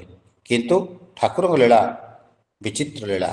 ସେ ଗାଳି କରୁଥିବା ଲୋକଙ୍କୁ ମଧ୍ୟ ଆଶୀର୍ବାଦ ପ୍ରଦାନ କରିଛନ୍ତି। ପରବର୍ତ୍ତୀ ପର୍ଯ୍ୟାୟରେ ସେ ମହାଶୟ ଠାକୁରଙ୍କ ଶରଣାଗତ ହୋଇଛନ୍ତି ଆଉ ତାଙ୍କର ବିଧାନ ମାଫିକ ନିଜ ପରିବାର ପରିଚାଳନା କରିଛନ୍ତି। ଏ ହେଉଛନ୍ତି ଠାକୁର ଅହେତୁକ ଲୀଳା। କେତେ ଲୀଳା ଯେ କହିବା ତାର ପଟାନ୍ତର ନାହିଁ, କହିଲେ ସରିବ ନାହିଁ। ଅନେକ କଥା ଅଛି ଠାକୁରଙ୍କ ସମୟର କଥା। ଜଣେ ମାଆଙ୍କୁ କହିଲେ, ଠାକୁର ଆରେ ତୁ ଠାକୁରଙ୍କୁ ଧରି ପାଇଛୁ କ'ଣ? ତୋ ଜୀବନରେ କ'ଣ ହେଇଛି? ଟିକେ ଅସମ୍ଭବ ହେଲା, କିଛି କହିପାରିଲାନି। କ'ଣ କହିବ? ଠାକୁର ତାକୁ ଦୟାକରି ସମୟ ଦେଲେ, ତତେ 1 ସପ୍ତାହ ସମୟ ଦଉଛି, ତୁ 1 ସପ୍ତାହ ସମୟ ଭିତରେ ମତେ କହିବୁ ତୁ ଠାକୁରଙ୍କୁ ପାଇଛୁ କ'ଣ? ସବୁଦିନ ସେ ଘରକୁ ଫେରେ, ଆଶ୍ରମ ଯାଏ, ଠାକୁରଙ୍କୁ ପ୍ରଣାମ କରେ, ଆଳାପ ଆଲୋଚନା ଶୁଣେ, ପୁଣି ଘରକୁ ଆସେ। ଏହିପରି ନିରନ୍ତର ଚାଲିଲା। ଦିନକ ପରେ ଦିନ ଗଡ଼ି ଯାଉଛି। ପ୍ରତିଦିନ ଭାବୁଛି କ'ଣ କହିଲେ ହେବ? ମୁଁ ଠାକୁରଙ୍କୁ ଧରି କ'ଣ ପାଇଛି, କ'ଣ କହିବି? ସେ କିଛି ଗୋଟେ ନିଷ୍ପତ୍ତି ନେବା ସିଦ୍ଧାନ୍ତରେ ପହଞ୍ଚି ପାରିଲା ନାହିଁ। ଏମିତି ଠାକୁରଙ୍କର କୃପା ଲୀଳା କଥା। ଯେଉଁଦିନ 7 ଦିନ ହେବ, 7 ଦିନ ଦିନ ହଠାତ୍ ସେ ତା ମନରେ ଆସୁଛି, ଆରେ ମୁଁ ପାଇନି କ'ଣ? ମୁଁ ତ ଠାକୁରଙ୍କୁ ପାଇଛି। ଆଠରୁ ଅଧିକା କ'ଣ ଥାଇପାରେ? ମନ ଖୁସିରେ ଡଗମଗ ହୋଇ ଠାକୁରଙ୍କ ପାଖକୁ ଯାଇଛି, ପ୍ରଣାମ କରୁଛି। ଠାକୁର ପ୍ରଥମେ ପ୍ରଶ୍ନ କରିଛନ୍ତି, ଆରେ ମା, ତତେ କ'ଣ ପଚାରିଥିଲି, ତୁ କହିବୁନି? ତୁ ଠାକୁରଙ୍କୁ ଧରି ପାଇଛୁ କ'ଣ? ସେ ହସ ହସ ବଦନରେ କହୁଛି, ଠାକୁର ମୁଁ ଆପଣଙ୍କୁ ଧରି ତ ଆପଣଙ୍କୁ ପାଇଛି। ଏ ସୃଷ୍ଟି ଆଉ ବଡ଼ କ'ଣ ଅଛି ମୋ ପାଇଁ? ଯେତେବେଳେ ଆପଣ ମୋ ସହିତ ଅଛନ୍ତି ତାହାର ମୋର ଆଉ କିଛି ଆବଶ୍ୟକ ନାହିଁ। ସର୍ବଶ୍ରେଷ୍ଠ ସମ୍ପଦ ମୁଁ ପ୍ରାପ୍ତ ହୋଇଛି, ଆପଣଙ୍କୁ ମୁଁ ପାଇଛି। ହସିଲେ ଠାକୁର। ସମସ୍ତେ ଖୁସି ହେଲେ, ଆନନ୍ଦିତ ହେଲେ। ମହାଭାରତର ଗୋଟେ କଥା ମନେ ପଡ଼େ। ମହାଭାରତ ଯୁଦ୍ଧ ସରିଯାଇଛି। ମାତା କୁନ୍ତୀଙ୍କ ଠାରୁ ବିଦାୟ ନେଉଛନ୍ତି ଶ୍ରୀକୃଷ୍ଣ, ଦ୍ୱାରିକା ଯିବେ। ମାତା କହୁଛନ୍ତି, ଆଉ କିଛି ଦିନ ରହିଯାଆନ୍ତେ ନାହିଁ? ନା କାହିଁକି ରହିବି? ତୁମର ତ ସବୁ ପ୍ରାପ୍ତ ହେଲ, ସବୁ ସମୟ ସମାପ୍ତ ହେଲା, ସବୁ ଅସୁବିଧା ସମାପ୍ତ ହେଲା, ତୁମେ ରାଜ୍ୟ ପ୍ରାପ୍ତ ହେଲ, ପିଲାମାନଙ୍କୁ ଧରି ସଂସାର କର, ଆନନ୍ଦରେ ରୁହ। ସେ କୁନ୍ତି କହିଛନ୍ତି, ହେ କେଶବ, ଆମକୁ ଏ ସୁଖ ଦରକାର ନାହିଁ। ଯେଉଁ ଦୁଃଖ ଦେଇଥିଲେ ସେ ଦୁଃଖ ଆମ ପାଇଁ ଆନନ୍ଦ। କାରଣ ଦୁଃଖ ଥିଲା ବୋଲି ତ ଆପଣ ଅଛନ୍ତି। ଆପଣ ଥିଲେ ଆମ ସହିତ, ସଦାବେଳେ ଲୀଳା କରୁଥିଲେ, ଆମ ସହିତ ପାଖାପାଖି ରହୁଥିଲେ। ଏ ସମ୍ପଦରୁ କ'ଣ ମିଳିବ? ଏ ସୁଖରୁ କ'ଣ ମିଳିବ? ସୁଖ ଆସିଲା ବୋଲି ଆପଣ ଆମକୁ ତ୍ୟାଗ କରୁଛନ୍ତି। ତେଣୁ ସେ ଦୁଃଖ ପଛେ ଦିଅନ୍ତୁ ପ୍ରଭୁ, ଆପଣ ଆମ ସହିତ ରୁହନ୍ତୁ। ସେହିପରି ଦୁଃଖରେ ଦୁଃଖ ନାହିଁ, ସୁଖରେ ଆବଶ୍ୟକ ନାହିଁ। ଏ ସୁଖ ଆସିବା ଦରକାର ନାହିଁ, ଆଉ ପ୍ରଭୁଙ୍କ ଠାରୁ ବିଚ୍ୟୁତ ହେବା ଦରକାର ନାହିଁ।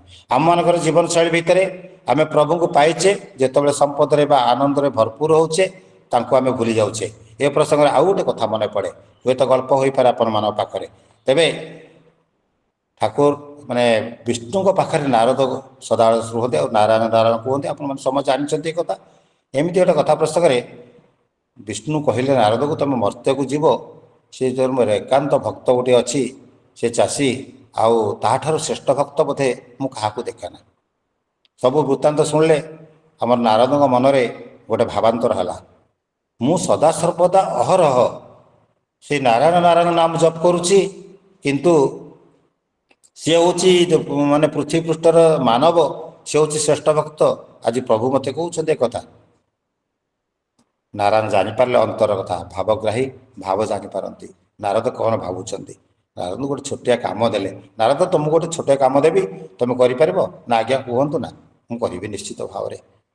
ନାରଦଙ୍କୁ ଗୋଟେ ତେଲ ଗିନା ଦେଲେ, କହିଲେ ଗିନାଟି ଧରି ସାରା ବିଶ୍ୱ ବ୍ରହ୍ମାଣ୍ଡ ବୁଲିକରି ଆସିବ, କିନ୍ତୁ ମନେ ରଖିବ ଟୋପାଏ ତେଲ ଯେପରି ତଳେ ନ ପଡ଼େ।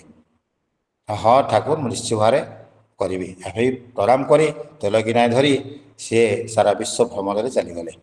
ବିଶ୍ୱରେ କିଛି ଦିନ ପରେ ଆସି ବିଷ୍ଣୁ ବାହାରେ ପହଞ୍ଚିଲେ। ବିଷ୍ଣୁ ବାହାରେ ପହଞ୍ଚିଲେ ଯେତେବେଳେ କହିଲେ, ବିଷ୍ଣୁ ଆସିଲ? ଆଜ୍ଞା। କିଛି ନଷ୍ଟ ହୋଇନି, ତେଲ ପଡ଼ିନି? ନା ନା। ଦାଦା ଠିକ ଅଛି।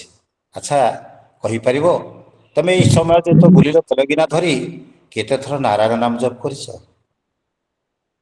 ନାରଦ କହିଲେ ସତେ ତ ଆଜ୍ଞା, ଜପ କରିବି କେତେବେଳେ, ମୋର ତ ମନ ରହିଲା ତେଲଗିନାରେ, ତେଣୁ ତେଲଟା କେମିତି ନ ପଡ଼ିବ ମୁଁ ସେ ଚେଷ୍ଟା କରିଥିଲି, ଆଉ ନାମ ଜପ ଏତେ କରିପାରିନି, ବିଲକୁଲ ମନେ ବି ପଡ଼ିନି। ନା ଏଇଥିରୁ ଚିନ୍ତା କରନ୍ତୁ, ସଂସାର ଭିତରେ ରହି କର୍ମମୟ ଭିତରେ କର୍ମରେ ବାନ୍ଧି ହୋଇ ମୋର ଭକ୍ତଟିଏ ମୋତେ ଡାକି ପାରୁନି ସତ, କିନ୍ତୁ ତାର ମନ ପ୍ରାଣ ମୋ ପାଖରେ ଅଛି। ଠାକୁର ଦିନେ କଥା ପ୍ରସଙ୍ଗରେ ଏଇ କଥା କହିଥିଲେ। ଅନେକ ଭକ୍ତ ଠାକୁରଙ୍କ ପାଖରେ ବସିଛନ୍ତି, ଆଳାପ ଆଲୋଚନା କରୁଛନ୍ତି, ଏମିତି କହୁ କହୁ ଜଣେ ମାଙ୍କଡ଼ ତାଙ୍କ ପିଲାମାନଙ୍କୁ ଧରି ଖେଳୁଛନ୍ତି। ମା ଜଣେ କହିଲେ, ଠାକୁର କେତେ ଆନନ୍ଦରେ ସେ ମାଙ୍କଡ଼ମାନେ ଖେଳୁଛନ୍ତି, କେତେ ସୁନ୍ଦର ଜୀବ, କେତେ ସରଳ ଜୀବ ଏମାନେ, ଆଙ୍କଠାରୁ ଜୀବନ ମହାଭାଗ୍ୟ କାହାର ହୋଇପାରେ। ଠାକୁର ଟିକେ ଗମ୍ଭୀର ରହିଲେ, ଟିକେ ମୁରୁକି ହସା ମାରି କହିଲେ ଯେ ମୋ ପାଖରେ ଥାଇ ମୋତେ ମୋ ପାଖରେ ନଥିଲା ପରି ଲାଗନ୍ତି, କିନ୍ତୁ ବହୁତ ଦୂରରେ ଥିବା ଲୋକ ମଧ୍ୟ ମୋ ପାଖରେ ଥିଲା ପରି ଲାଗନ୍ତି। କହିବାର ତାତ୍ପର୍ଯ୍ୟ, ଠାକୁରଙ୍କ ପାଖରେ ସଦାସର୍ବଦା ରହୁଛନ୍ତି, କିନ୍ତୁ ଠାକୁରଙ୍କୁ ଚିହ୍ନି ପାରୁନାହାନ୍ତି। ବହୁତ ଦୂରରେ ଭକ୍ତଟିଏ ସବୁ କର୍ମ ଭିତରେ ଜଡ଼ିତ ଥାଇ ମଧ୍ୟ ଯେତେବେଳେ ପ୍ରଭୁଙ୍କୁ ସ୍ମରଣ କରୁଛି, ଠାକୁର କହୁଛନ୍ତି ସେ ମୋ ପାଖରେ ଅଛି, କାହିଁକିନା ତାର ମନ ପ୍ରାଣ ସେ ମୋତେ ସମର୍ପଣ କରିଛି, କର୍ମ ଭିତରେ ଡୁବି ରହିଲେ ମଧ୍ୟ। ସେହିପରି ଆମେ ଯେତେ ଦୂରରେ ରହିଛେ, ଯାହା ବି କରୁଛେ, ତାଙ୍କ ଦୟାରୁ ସବୁ ସମ୍ଭବ। ତାଙ୍କ ଦୟା ନଥିଲେ ଗଛରୁ ପତ୍ରଟେ ବି ଖସେନା। ତେଣୁ ଯୋଉ ମାମ୍ ପଶ୍ୟତି ସର୍ବତ୍ର ସର୍ବଂ ଚ ମୟି ପଶ୍ୟତି ତସ୍ୟାହଂ ନ ସପ୍ରଣଶାମି ସଚମେ ନ ପ୍ରଣଶ୍ୟତି। ବାସ୍ତବରେ ଆମେ ଯଦି ସେହି ସ୍ତରକୁ ଯିବା, ତାହେଲେ ପ୍ରଭୁଙ୍କର ଯେଉଁ ଚିତ୍ରପଟ ଆମେ ଦେଖୁଛେ, ଯେଉଁ ଚତୁର୍ଦ୍ଧା ମୂରତି ଗଦା ପଦ୍ମ ଶଙ୍ଖ ଚକ୍ର ଧରିଛନ୍ତି, ଏପରା ରୂପ ତ ଥାଇପାରେ ନଥାଇପାରେ ଆମେ ତ ଜାଣିନେ, କିନ୍ତୁ ସର୍ବତ୍ର ସବୁ ଜାଗାରେ ସବୁ ଅବସ୍ଥାରେ ସେ ବିଦ୍ୟମାନ। ଯୋଉ ମାମ୍ ପଶ୍ୟତି ସର୍ବତ୍ର ସର୍ବଂ ଚ ମୟି ପଶ୍ୟତି। ଗଛରେ, ପତ୍ରରେ, ପାଣିରେ, ପବନରେ, ଆକାଶରେ, ବିହଙ୍ଗରେ, ସବୁଥିରେ ସେ ତାଙ୍କ ଲୀଳା କରୁଛନ୍ତି। ଆମମାନଙ୍କ ମଧ୍ୟରେ ମଧ୍ୟ ଆତ୍ମା ସ୍ୱରୂପ ସେ ଅବସ୍ଥାନ କରି ଆମ ହୃଦୟ କନ୍ଦରରେ ଆମକୁ ପରିଚାଳିତ କରୁଛନ୍ତି, କିନ୍ତୁ ସ୍ୱାଧୀନତା ଦେଇଛନ୍ତି ମୁଁ କିପରି ହେବା ଦରକାର, ସତ୍ ପଥ ଅସତ୍ ପଥ। ସତ୍ ପଥରେ ଗଲେ ସତ୍ର ଅଧିକାରୀ ହେବେ, ଅସତରେ ଗଲେ ଅସତର ଅଧିକାରୀ ହେବେ। ତେଣୁ ସେ ସ୍ୱାଧୀନତା ଆମକୁ ଦେଇଛନ୍ତି। ଆମେ ଯଦି ତା ନ କରି ପଶୁପରି ଆଚରଣ କରିବା କିମ୍ବା ଅସତ୍ କର୍ମ ଲିପ୍ତ ହେବା, ତାହେଲେ ସେ ନାଚାର ହେବେ। ଅନେକ ଭକ୍ତମାନଙ୍କ ଅଛି କଥା, ଯିଏ ନ ମାନେ ତାଙ୍କ କଥାରୁ ଅବାଧ୍ୟ ହୋଇ କର୍ମ କରିଛନ୍ତି, ସେ ଦୁର୍ଦ୍ଦଶାର ପତିତ ହୋଇଛନ୍ତି। ଅନେକ ଭକ୍ତ ଅଛନ୍ତି। ଚୌଧୁରୀ ଠାକୁରଙ୍କୁ ଆସି ଆଶ୍ରମରେ ବହୁତ ରକମର ଖାଦ୍ୟ ରାନ୍ଧିକି ଦିଅନ୍ତି ସ୍ୱହସ୍ତରେ, ସୁନ୍ଦର ପାଚକ, ସୁନ୍ଦର ରୋଷେଇ କରନ୍ତି।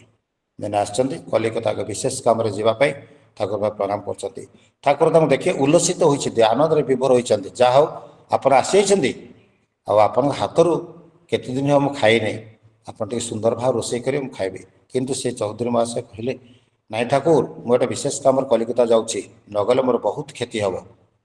ଠାକୁର କହିଲେ, ନା ନା ଆପଣ ଟିକେ ରୁହନ୍ତୁ, 2 ଦିନ ପରେ ଯିବେ। ସେ କିନ୍ତୁ ରାଜି ହେଲେ ନାହିଁ।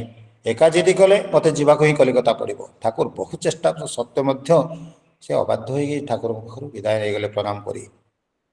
ଖୁବ୍ କମ୍ ସମୟ ଭିତରେ ତାଙ୍କର ଗାଡ଼ିଟି ଦୁର୍ଘଟଣାଗ୍ରସ୍ତ ହେଲା। ଗାଡ଼ିରେ ଥିବା ସମସ୍ତେ ତାଙ୍କ ସହିତ ପ୍ରାଣ ତ୍ୟାଗ କରିଛନ୍ତି, ମୃତ୍ୟୁବରଣ କଲେ। ତେବେ ଖବର ପ୍ରାପ୍ତ ମଧ୍ୟ ଠାକୁର ପିଲାଙ୍କ ପରି କାନ୍ଦିଛନ୍ତି, ଚେଷ୍ଟା କରିକି ମଧ୍ୟ ରକ୍ଷା କରିପାରିଲେନି ତାକୁ। ପ୍ରଭୁଙ୍କର କଥାରେ ଯଦି ଆମେ ନ ମାନିବା, ତାଙ୍କ ବିଧାନ ନ ମାନିବା, ତାହେଲେ ଦୁଃଖର ଅଧିକାରୀ ନିଶ୍ଚିତ ହେବା। ଆମର ସେ ବୋଧ ନାହିଁ ପ୍ରଚ୍ଛଦ ପଟରେ ଆମର କ'ଣ ଅଛି ଆମେ ଜାଣିପାରୁନାହିଁ। ତେଣୁ ଆମ ବୋଧକୁ ନେଇ, ଆମର ଚିନ୍ତାଧାରାକୁ ନେଇ ଆମେ ଯଦି ଯାଉଛେ, ତାହେଲେ ଆମେ ଦୁଃଖର ଅଧିକାରୀ ହେବା, ହୁଏତ ସୁଖର ଅଧିକାରୀ ହେବା। କିନ୍ତୁ ସତ୍ ଓ ଅସତ୍ ପଥ ଦୁଇଟା ଆମକୁ ବାଛିବାକୁ ପଡ଼ିବ। କେଉଁ ଦିଗରେ ଗଲେ ଆମର ଜୀବନଶୈଳୀରେ ସୁନ୍ଦର ହେବ, ଆନନ୍ଦ ହେବ, ଆମେ ସେ ପଥରେ ଯିବା। ଯଦି ତାହା ନ କରିବା ଦୁଃଖର ଅଧିକାରୀ ହେବା। ପରମ ପିତା ହିଁ ଆମ ପାଇଁ ଦୁଃଖ ପାଇବେ, କଷ୍ଟ ପାଇବେ, ଏ ଭାବରେ ଚିନ୍ତା କରିବା ଦରକାର। ଅନେକ ଭକ୍ତମାନଙ୍କର କଥା ଅଛି। କେତେ ସମୟ ମୋତେ ଦେଇଛନ୍ତି ଆଜ୍ଞା ମୁଁ ତ ଜାଣିପାରିଲିନି, ତଥାପି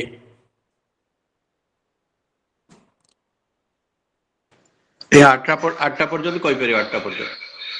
ଆଜ୍ଞା, ଏମିତି ଅନେକ କଥା କହିଲେ ସରିବନି ଯେ ଜଣେ ଭକ୍ତର କଥା ଅଦୀକ୍ଷିତ ମଧ୍ୟ, ଦୀକ୍ଷିତ ଅଦୀକ୍ଷିତ ମାନେ କିଛି ନାହିଁ, ତାଙ୍କ ଦୃଷ୍ଟିରେ ସମସ୍ତେ ତାଙ୍କରି ସନ୍ତାନ, କିନ୍ତୁ ବିଦ୍ୟାଳୟକୁ ଗଲେ ଛାତ୍ର କହିଥାନ୍ତି ବା ଶିଷ୍ୟତ୍ୱ ଗ୍ରହଣ କରିବା ମନ୍ତ୍ରଣାଳୟ ଶିଷ୍ୟତ୍ୱ କୁହାଯାଏ ତା ନୁହେଁ, ଠାକୁର ଯାହା କହିଛନ୍ତି। କିନ୍ତୁ ଆମକୁ ହେବା ଦରକାର, ଆମ ଭିତରେ ଯେଉଁ ବିବେକ ବୋଧ ଅଛି ସେ ବୋଧକୁ ଅନୁସରଣ କରି ଆମେ ଯଦି ଚାଲିବା ତାହେଲେ ଆମ ଜୀବନ ମଧୁମୟ ହେବ। ତେବେ ଦୀକ୍ଷା ନ ନେଇଥିବା ଗୋଟେ ଭକ୍ତର କଥା ମନେ ପଡ଼ିଯାଉଛି। ସେ ସର୍ପାଘାତରେ ଆକ୍ରାନ୍ତ ହୋଇଛି। ଆମର ସତୀଶ ଗୋସ୍ୱାମୀ ଆମ ଗୋସାଇଁ ଆମେ ଡାକୁ। ସେହି ସମୟରେ ସେହି ବାଟ ଦେଇ କିଛି ଭକ୍ତଙ୍କ ସହିତ ଗୋଟେ ନିର୍ଦ୍ଦିଷ୍ଟ ସ୍ଥାନକୁ ଯାଉଥିଲେ। ସେତେବେଳେ ଶବ୍ଦ ଶୁଣନ୍ତି ବା ଆନନ୍ଦ କାନ୍ଦ ବା ଶୁଣନ୍ତି, ସେ ବାଟ ଦେଲେ କ'ଣ ହୋଇଛି ବୋଲି ଦେଖିବାକୁ ଯାଆନ୍ତି। ଦେଖିବାକୁ ଗଲେ ସେ ଜଣେ 21 ବର୍ଷର ଯୁବକ, ନାଁଟା ଭୁଲି ଯାଇଛି, ସେ ସର୍ପାଘାତରେ ଆକ୍ରାନ୍ତ ହୋଇଛନ୍ତି। ସମସ୍ତେ ତାଙ୍କୁ ପାଣି ଢାଳୁଛନ୍ତି, ତାଙ୍କର ଚିକିତ୍ସା କରୁଛନ୍ତି, କିନ୍ତୁ ସେ ନିଥର ହୋଇ ପଡ଼ିଛନ୍ତି। ସତୀଶ ଗୋସାଇଁ ସେଠି ବସି ପଡ଼ି ଠାକୁରଙ୍କୁ ନାମଟା ତାଙ୍କୁ ସ୍ପର୍ଶ କରି ନାମ କରି ଚାଲିଲେ। ତାଙ୍କ ସାଙ୍ଗରେ ଯାଇଥିବା ଯେଉଁ ପାର୍ଶ୍ୱ ସାଙ୍ଗମାନେ ଯାଇଥିଲେ ସେମାନଙ୍କୁ ଅନୁରୋଧ କଲେ, ତୁମମାନେ ହରିନାମ କୀର୍ତ୍ତନ କରି ଚାଲ। ସେମାନେ କୀର୍ତ୍ତନ କରି ଚାଲିଲେ। ଦିନ ଘଣ୍ଟା ପରେ ଘଣ୍ଟା ଗଡ଼ି ଚାଲିଲା। ଗୋସାଇଁ ସେମିତି ପାଖରେ ବସିଛନ୍ତି। ସମସ୍ତେ ରୁଣ୍ଡ ହୋଇଛନ୍ତି, ଗାଁ ସାରା ଲୋକ, କିନ୍ତୁ ତାଙ୍କର କିଛି ଭାବାନ୍ତର ହେଉନି, କିଛି ପରିବର୍ତ୍ତନ ହେଉନି। ଏମିତି ନାମ କରି ଚାଲିଛନ୍ତି। ପୂର୍ବରୁ ଗୋସାଇଁ ଏମିତି କେତୋଟି କ୍ଷେତ୍ରରେ ସେ ସଫଳକାମୀ ହୋଇଛନ୍ତି। ତେଣୁ ସେ ସେଇ ପ୍ରଚେଷ୍ଟା ଲାଗି ରଖିଲେ, ସେ ନାମ କରି ଚାଲିଲେ, ତୁମୁଳ କୀର୍ତ୍ତନ ଚାଲିଲା। କୀର୍ତ୍ତନ କରୁ କରୁ 4ଟା ବେଳ ହେଲା, 5ଟା ବେଳ ହେଲା। ଏ ସମୟରେ ଦେଖଣାହାରୀ ଯେଉଁମାନେ ସେ ରୁଣ୍ଡ ହୋଇଥିଲେ ସେମାନେ ଦେଖୁଛନ୍ତି ସେ ଭାଇଟିର ଆଖି ଆସ୍ତେ ଆସ୍ତେ ଖୋଲୁଛି, ଟିକେ ମିଟମିଟ କରୁଛି, ଆଶାବାଦୀ ହୋଇଛନ୍ତି। ଆହୁରି କୀର୍ତ୍ତନ ବଢ଼ିଆ, ତୁମୁଳ କୀର୍ତ୍ତନ ହେଲା। ସନ୍ଧ୍ୟାବେଳ ପୂର୍ବରୁ ସେ ତାଙ୍କର ଚେତନା ଫେରିଛି। ଯାଉ ସମ୍ପୂର୍ଣ୍ଣ ସାଷ୍ଟାଙ୍ଗ ହେଲେ। ସାଷ୍ଟାଙ୍ଗ ହେଲା ପରେ ଗୋସାଇଁ ତାଙ୍କୁ ପଚାରିଲେ, ଆପଣ କିଏ? ସବୁ କଥା ଶୁଣିଲା ପରେ, ଆଶ୍ରମ କଥା, ଠାକୁରଙ୍କ ଭକ୍ତ କଥା ଶୁଣିଲା ପରେ ସେ ବ୍ୟକ୍ତି ଜଣକ ଠାକୁରଙ୍କୁ ଦର୍ଶନ କରିବା ପାଇଁ ଇଚ୍ଛା ପ୍ରକାଶ କଲେ। ଗୋସାଇଁ ତାଙ୍କୁ ଅନୁରୋଧ କଲେ, ଆପଣ ମୋତେ ସେ ଠାକୁରଙ୍କୁ ଦର୍ଶନ କରିବାକୁ ଟିକେ ନେବେ, ମୁଁ ତାଙ୍କୁ ଦେଖିବି କେମିତି ଠାକୁର, ତାଙ୍କ ଦୟାରୁ ଆଜି ମୁଁ ପୁନର୍ଜନ୍ମ ପ୍ରାପ୍ତ ହେଲି। ଯାହା ହେଉ ଗୋସାଇଁ ତାଙ୍କୁ ସହଯୋଗ କରି ଆଶ୍ରମ ନେଇଛନ୍ତି। ଆଶ୍ରମ ନେଇ ଠାକୁରଙ୍କୁ ଦର୍ଶନ କରାଇଛନ୍ତି। ସେ ଠାକୁରଙ୍କୁ ପ୍ରଣାମ କରେ। ଠାକୁର ପ୍ରଣାମ କଲେ ସୁପରିଚିତ ପରି। ଠାକୁର କିନ୍ତୁ ପୂର୍ବରୁ ଜାଣିଛନ୍ତି ତ ଠାକୁର। ତାଙ୍କୁ ସ୍ୱାଗତ କଲେ, ପ୍ରଣାମ ଗ୍ରହଣ କଲେ, ଆଉ କଥା ଛଳରେ କହିଲେ, ତୁମେ ଆଶ୍ରମରେ କିଛି ଦିନ ରହିଯାଅ, ତାପରେ ତୁମେ ଘରକୁ ଯିବ। ସେ କହିଲେ, ନାହିଁ ଠାକୁର, ମୁଁ ଆଶ୍ରମରେ ରହିପାରିବି ନାହିଁ।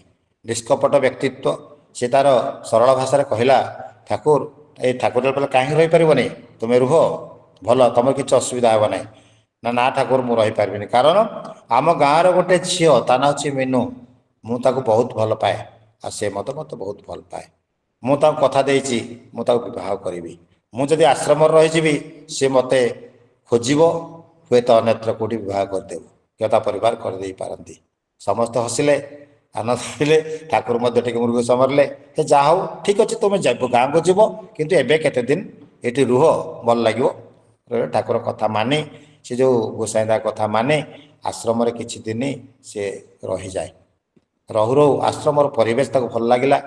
ଆଶ୍ରମରେ ରହି ସେବା କରି କାର୍ଯ୍ୟରତ ରହି ସମୟ ଅତିକ୍ରାନ୍ତ ହୋଇ ଚାଲିଲା। କିଛି ଦିନ ପରେ ଠାକୁର ଅନ୍ତର୍ଯାମୀ ପୁରୁଷୋତ୍ତମ ବୁଝିପାରନ୍ତି ଅନ୍ତରର କଥା। ତାକୁ ଜଣାଇବା ଉଦ୍ଦେଶ୍ୟରେ କିଛି କାମ ଦେଇ କଲିକତା ପଠାନ୍ତି। ଯାହା ତୁମେ ଏ କାମ କରିକି ଆସିବ। ଠାକୁର କଥା ମାନେ ସେ କଲିକତା ଯାଏ। କଲିକତା ରେଲୱେ ଷ୍ଟେସନରେ ଓହ୍ଲାଇ ପଡ଼େ। ହଠାତ୍ ସେ ଦେଖୁଛି ତାର ନାଁ ଧରି ତାକୁ କିଏ ଡାକୁଛି। ସେ ବୁଲି ପଡ଼ି ଦେଖେ ତ ସେ କିଏ ନୁହେଁ, ତାର ଆପଣାର ମିନୁ। ମିନୁ ଡାକୁଛି ତା ନାଁ ଧରି। ସେ ହଠାତ୍ ଚମକି ପଡ଼ି ତା ପାଖକୁ ଯାଏ। ଦେଖିଲା ତା କୋଳରେ ଗୋଟେ ଛୋଟ ସନ୍ତାନଟେ ଅଛି, କିନ୍ତୁ ସେ ବିଧବା, ତାର ସ୍ୱାମୀ ମରିଯାଇଛି।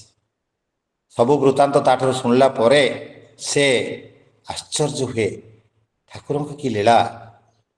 ଠାକୁର ମୋତେ ଦୀକ୍ଷିତ ପୂର୍ବରୁ ସର୍ପାଘାତରୁ ମୋତେ ବଞ୍ଚେଇ ଦେଲେ। ପୁନଶ୍ଚ ମୋର ଜୀବନ ଭବିଷ୍ୟତ ଯଦି ମୁଁ ଏ ମିନୁକୁ ବିବାହ କରିଥାନ୍ତି, ତାର ବୈଧବ ଦୋଷ ଯୋଗୁଁ ହିଁ ମୁଁ ଆଜି ଏ ସଂସାରରେ ବୋଧ ହୁଏ ନଥାନ୍ତି। ସେ ଦୟାକରି ପୁନର୍ଜନ୍ମ ମୋତେ ଦେଇଛନ୍ତି। ମୋର ଆଜି ମୁଁ ବଞ୍ଚି ରହିଛି। ଯଦି ମୁଁ ମିନୁକୁ ବିବାହ କରିଥାନ୍ତି, ବୋଧେ ନଥାନ୍ତି।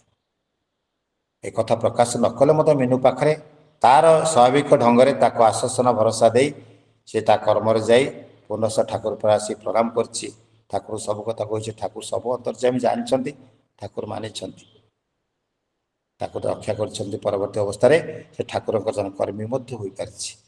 ଏ ହେଉଛି ଠାକୁରଙ୍କ ଅହେତୁକ କୃପା ଲୀଳା। ତାଙ୍କ ଲୀଳାର ପଟାନ୍ତର ନାହିଁ।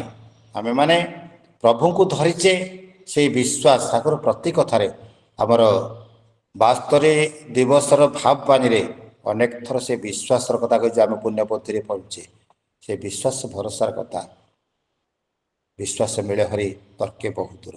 ଆମେ ଯଦି ବିଶ୍ୱାସ କରିବା ତାହେଲେ ଆମେ ତାଙ୍କୁ ପାଇବା, ତାଙ୍କୁ ବୁଝିବାରେ ଟିକେ ସକ୍ଷମ ହେବା। ଯଦି ବୁଝି ନ ପାରିବା, ବିଶ୍ୱାସ ନ କରିବା, ଭରସା ନ କରିବା, ପ୍ରେମ ଆନନ୍ଦ ଯଦି ନଥିବ ତାଙ୍କ ପ୍ରତି ଭଲ ପାଇବା, ତାହେଲେ ଆମେ ତାଙ୍କୁ ଚିହ୍ନି ପାରିବାନି। ଜନ୍ମ ଜନ୍ମାନ୍ତର ଧରି ଚାଲୁଥିଲେ ମଧ୍ୟ ତାଙ୍କୁ ଆମେ ଜାଣିପାରିବା ନାହିଁ। ତାଙ୍କ କୃପା ନହେଲେ କିଛି ବି ହୁଏ ନା। ସେହିପରି ଜଣେ ରିକ୍ସା ଯେଉଁ ଟ୍ରକ୍ ଚାଳକର ସେ ହଠାତ୍ ଏକ ଆକ୍ସିଡେଣ୍ଟ ହୁଏ। ସେ ଆକ୍ସିଡେଣ୍ଟରେ ଅପର ପାର୍ଶ୍ୱରେ ଥିବା ଲୋକଟି ମୃତ୍ୟୁବରଣ କରେ। ଯେତେବେଳେ ତାର କେସ୍ ହୁଏ ସେ ଜେଲକୁ ପଳାଏ।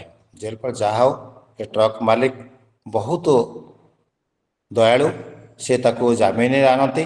କିନ୍ତୁ ଜାମିନ ଆଣିଲା ପରେ ତାକୁ ଟ୍ରକ୍ ଚଳାଇବାକୁ ସୁଯୋଗ ଦିଅନ୍ତି ନାହିଁ। ଅଭାବ ଅନାଟନ ଭିତରେ ସଂସାର ଚାଲେ।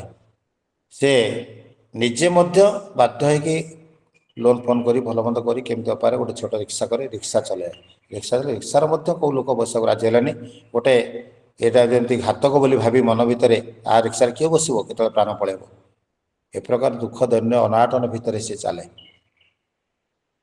ଏମିତି ଚାଲୁ ଚାଲୁ ବହୁତ ଅଭାବ କଷ୍ଟ ଭିତରେ ହଠାତ୍ ଦିନେ ବସିଛି। ଆମର ଜଣେ ସହପ୍ରତି ଏତିକି ଦେବତା ସତ୍ସଙ୍ଗ ଯାଉଥିଲେ, ତାକୁ ଡାକିଛନ୍ତି। ହେଲେ ଆରେ ବାବା ଆସିଲ, ତମେ ଅମୁକ ଜାଗା ଯିବ, ୟାର ତ ଭଡ଼ା ନାହିଁ, କେଉଁଠି ମିଳୁନି। ତେଣୁ ସେ ସହଜ ରାଜି ହୋଇଛି। ତାର କେତେ ପଇସା ନେବ ସବୁ ତୁଟେଇଲା ପରେ ସେ ତାକୁ ନେଇ ସତ୍ସଙ୍ଗରେ ପହଞ୍ଚେଇଛି।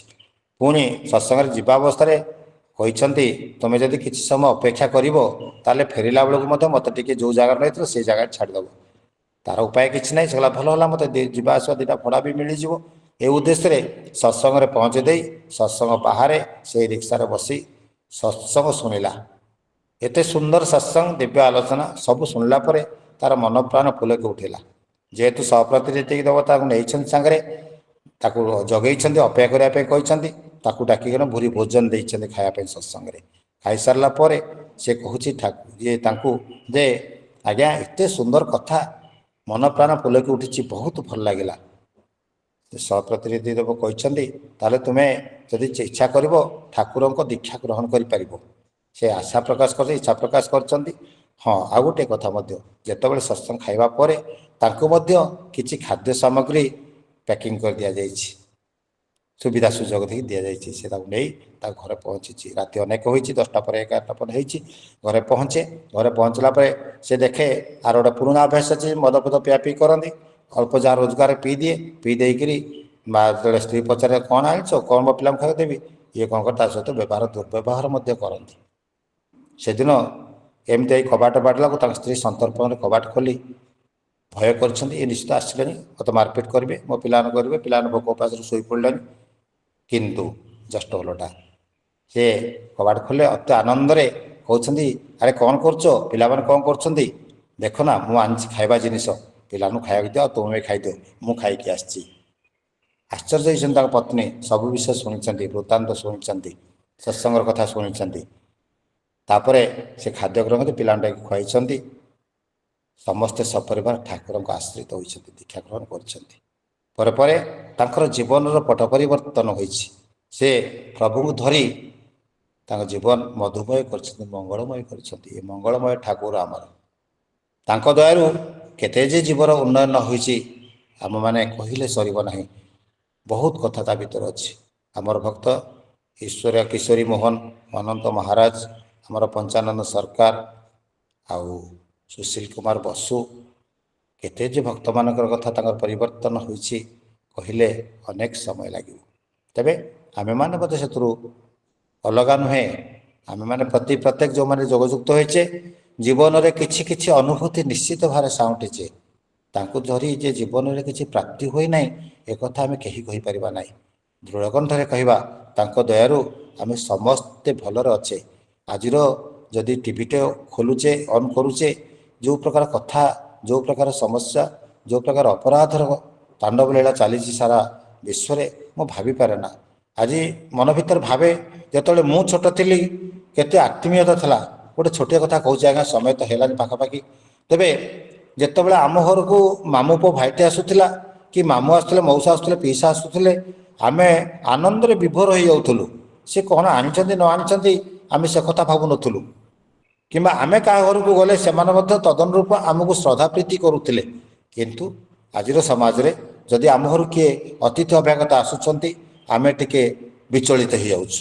ଏ କ'ଣ ପାଇଁ ଆସିଛନ୍ତି, କ'ଣ କହିବେ, କ'ଣ ଦରକାର, ବିଭିନ୍ନ ପ୍ରକାର କଥା ହେଉଛି। ପ୍ରୀତି ଶ୍ରଦ୍ଧାର ଅଭାବ ବର୍ତ୍ତମାନ ସୃଷ୍ଟି ହୋଇଛି। ଧନ ସମସ୍ତଙ୍କ ପାଖରେ ଅଛି, ଭଲ ଘର ସମସ୍ତଙ୍କ ପାଖରେ ଅଛି, ସମସ୍ତଙ୍କ ଘରେ ପ୍ରାୟ 2ଟା 3ଟା ମୋଟର ସାଇକେଲ ଥିବ, କାର ଘୋଡ଼ା ଗାଡ଼ି ମଧ୍ୟ ଥିବ। କିଏ ଆଜି ଅସୁବିଧାରେ ନାହାନ୍ତି, ସମସ୍ତେ ପ୍ରାଚୁର୍ଯ୍ୟ ଭିତରେ ଅଛନ୍ତି। କିନ୍ତୁ ଅଭାବ ରହିଛି ପ୍ରେମ ଆଉ ପ୍ରୀତି, ସେ ଜିନିଷର ଅଭାବ ଅଛି। ମୁଁ ଆତ୍ମୀୟ ସ୍ୱଜନ ବୋଲି କାହାକୁ କହିପାରୁନାହିଁ, କାହାକୁ ଭାବିପାରୁନାହିଁ କି ଯେ ମୋର ଆତ୍ମୀୟ ମୋତେ ଆଜି ସେ ଭଲ ପାଉଛି କି ମୋତେ ଆଜି ସେ ଶ୍ରଦ୍ଧା କରୁଛି ବୋଲି ମୁଁ ଦୃଢ଼ୋକ୍ତି ସହିତ କହିପାରୁନାହିଁ। ଏଇଟା ହେଉଛି ଯୁଗ ସମୟ ଅନୁସାରେ ବଦଳି ଯାଉଛି କି କ'ଣ ମୁଁ ଜାଣିପାରୁନାହିଁ। ଏଇ ଗତ ପରଦିନ ନ୍ୟୁଜରେ ଶୁଣୁଥିଲି, ଜଣେ ଝିଅଟି 16 ବର୍ଷର ଅପ୍ରାପ୍ତ ବୟସ୍କ 16 ବର୍ଷର ଝିଅଟି ପ୍ରେମ କରିଛି, ତାର ପ୍ରତିରୋଧ ତାର ମା ଭାଇ କଲେ ବୋଲି ସେ ତାଙ୍କ ଦିଗକୁ ଅତି ଜଘନ୍ୟ ଭାବରେ ହତ୍ୟା କରି ବସ୍ତାରେ ବାନ୍ଧି କେନାଲରେ ଫିଙ୍ଗିଦେଲା, ବୋରିଗୁମା କୋଟପାଡ଼ ଅଞ୍ଚଳରେ। ଆଠାରୁ ଜଘନ୍ୟ କଥା କ'ଣ ହେଇପାରେ। ଆଉ ଗୋଟେ ନ୍ୟୁଜ୍ ଶୁଣିଲି, ତାର ବାପା ତାର OS ନା IAS ପରୀକ୍ଷା ପାଇଁ ପ୍ରିପେୟାର ହେଉଥିଲା, ଯେମିତି ଅତି ସୁନ୍ଦର ହେବ ଭଲ ବୋଲି ସଦାସର୍ବଦା ତାଗିଦ କରୁଥିଲେ। ସେ ଜଣେ ପୋଲିସ ଅଫିସର, ତାଙ୍କର ଲାଇସେନ୍ସ ପ୍ରାପ୍ତ ବନ୍ଧୁକରେ ସେ ତାଙ୍କୁ ହିଁ ହତ୍ୟା କଲା। ଖାଲି ତ ହତ୍ୟା କରିକି ପଛେଇଲାନି, ତାକୁ ତଳ ମହଲାକୁ ଆଣି ସେ ଶବକୁ ଖଣ୍ଡ ବିଖଣ୍ଡ କରି କିଛି ଅଂଶ କାରରେ ନେଇ ଫିଙ୍ଗିକିରି ଆଉ କିଛି ଅଂଶ ଗୋଟେ ନେଳି ଡ୍ରମରେ, ପ୍ଲାଷ୍ଟିକ ଡ୍ରମରେ ଭରିକି ରଖିଥିଲା। ଛଳନା କଲା, ମୋ ବାପା ଆତ୍ମହତ୍ୟା କରି ସୁଇସାଇଡ୍ କରୁଛନ୍ତି, ବିଭିନ୍ନ କଥା ହେଲା ଯେଉଁଟା ପୋଲିସ ଦ୍ୱାରା ସେ ଧରା ହୋଇଛି।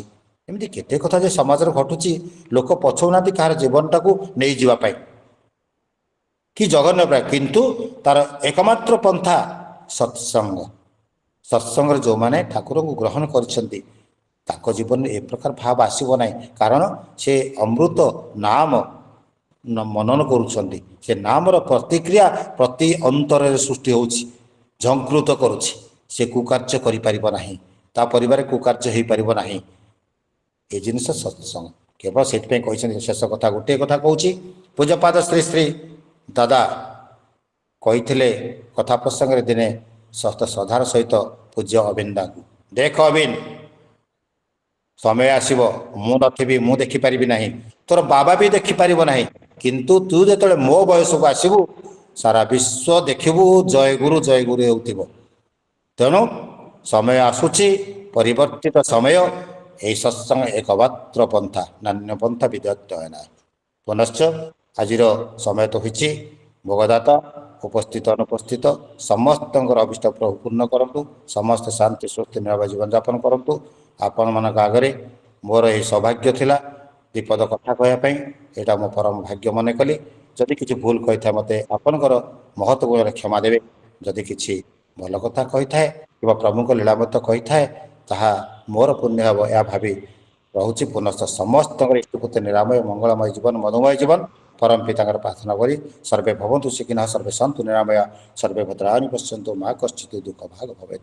ଜୟ ଗୁରୁ, ବନ୍ଦେ ପୁରୁଷୋତ୍ତମ, ଜୟ ଗୁରୁ। ଜୟ ଗୁରୁ, ଜୟ ଗୁରୁ। ଖୁବ ସୁନ୍ଦର ଭାବରେ ଆମର ସମ୍ମାନୀୟ ଶରତ ଭାଇ, ଠାକୁରଙ୍କର ପବିତ୍ର ପାଞ୍ଜାଧରି କର୍ମୀ ଶ୍ରୀଯୁକ୍ତ ଶରତ ଚନ୍ଦ୍ର ନାୟକ ବିଭିନ୍ନ ଦିଗ ଦେଇକି ଆମ ପାଖରେ ଠାକୁରଙ୍କ କଥା ସବୁ ତୋଳି ଧରିଲେ। ଆଉ ପ୍ରଭୁ ଆମର ଏକମାତ୍ର ଲକ୍ଷ୍ୟ, ପ୍ରାପ୍ତି, ଗନ୍ତବ୍ୟ, ଗତି, ଆଉ ଏ କଥାକୁ ନେଇକରି ସେଇ ସୁଶୀଳବାଳା ହାଲଦାର ମାଙ୍କୁ ଠାକୁରଙ୍କର ଯୋଉ ପ୍ରଶ୍ନ ଥିଲା ଯେ ତୁ ଏଠି ଆସି କ'ଣ ପାଉଛୁ, କ'ଣ ପାଇଛୁ, ଆଉ 3 ଦିନ ସମୟ ଦେଇଥିଲେ, ଆଉ ତାର ଉତ୍ତର ମଧ୍ୟ ସୁଶୀଳବାଳା ମା ଯାଉ ଦେଇଥିଲେ, ଏ ଠାକୁର ଆପଣ ହିଁ ମୋର ଏକମାତ୍ର ପ୍ରାପ୍ତି, ଆପଣଙ୍କୁ ପାଇଛି।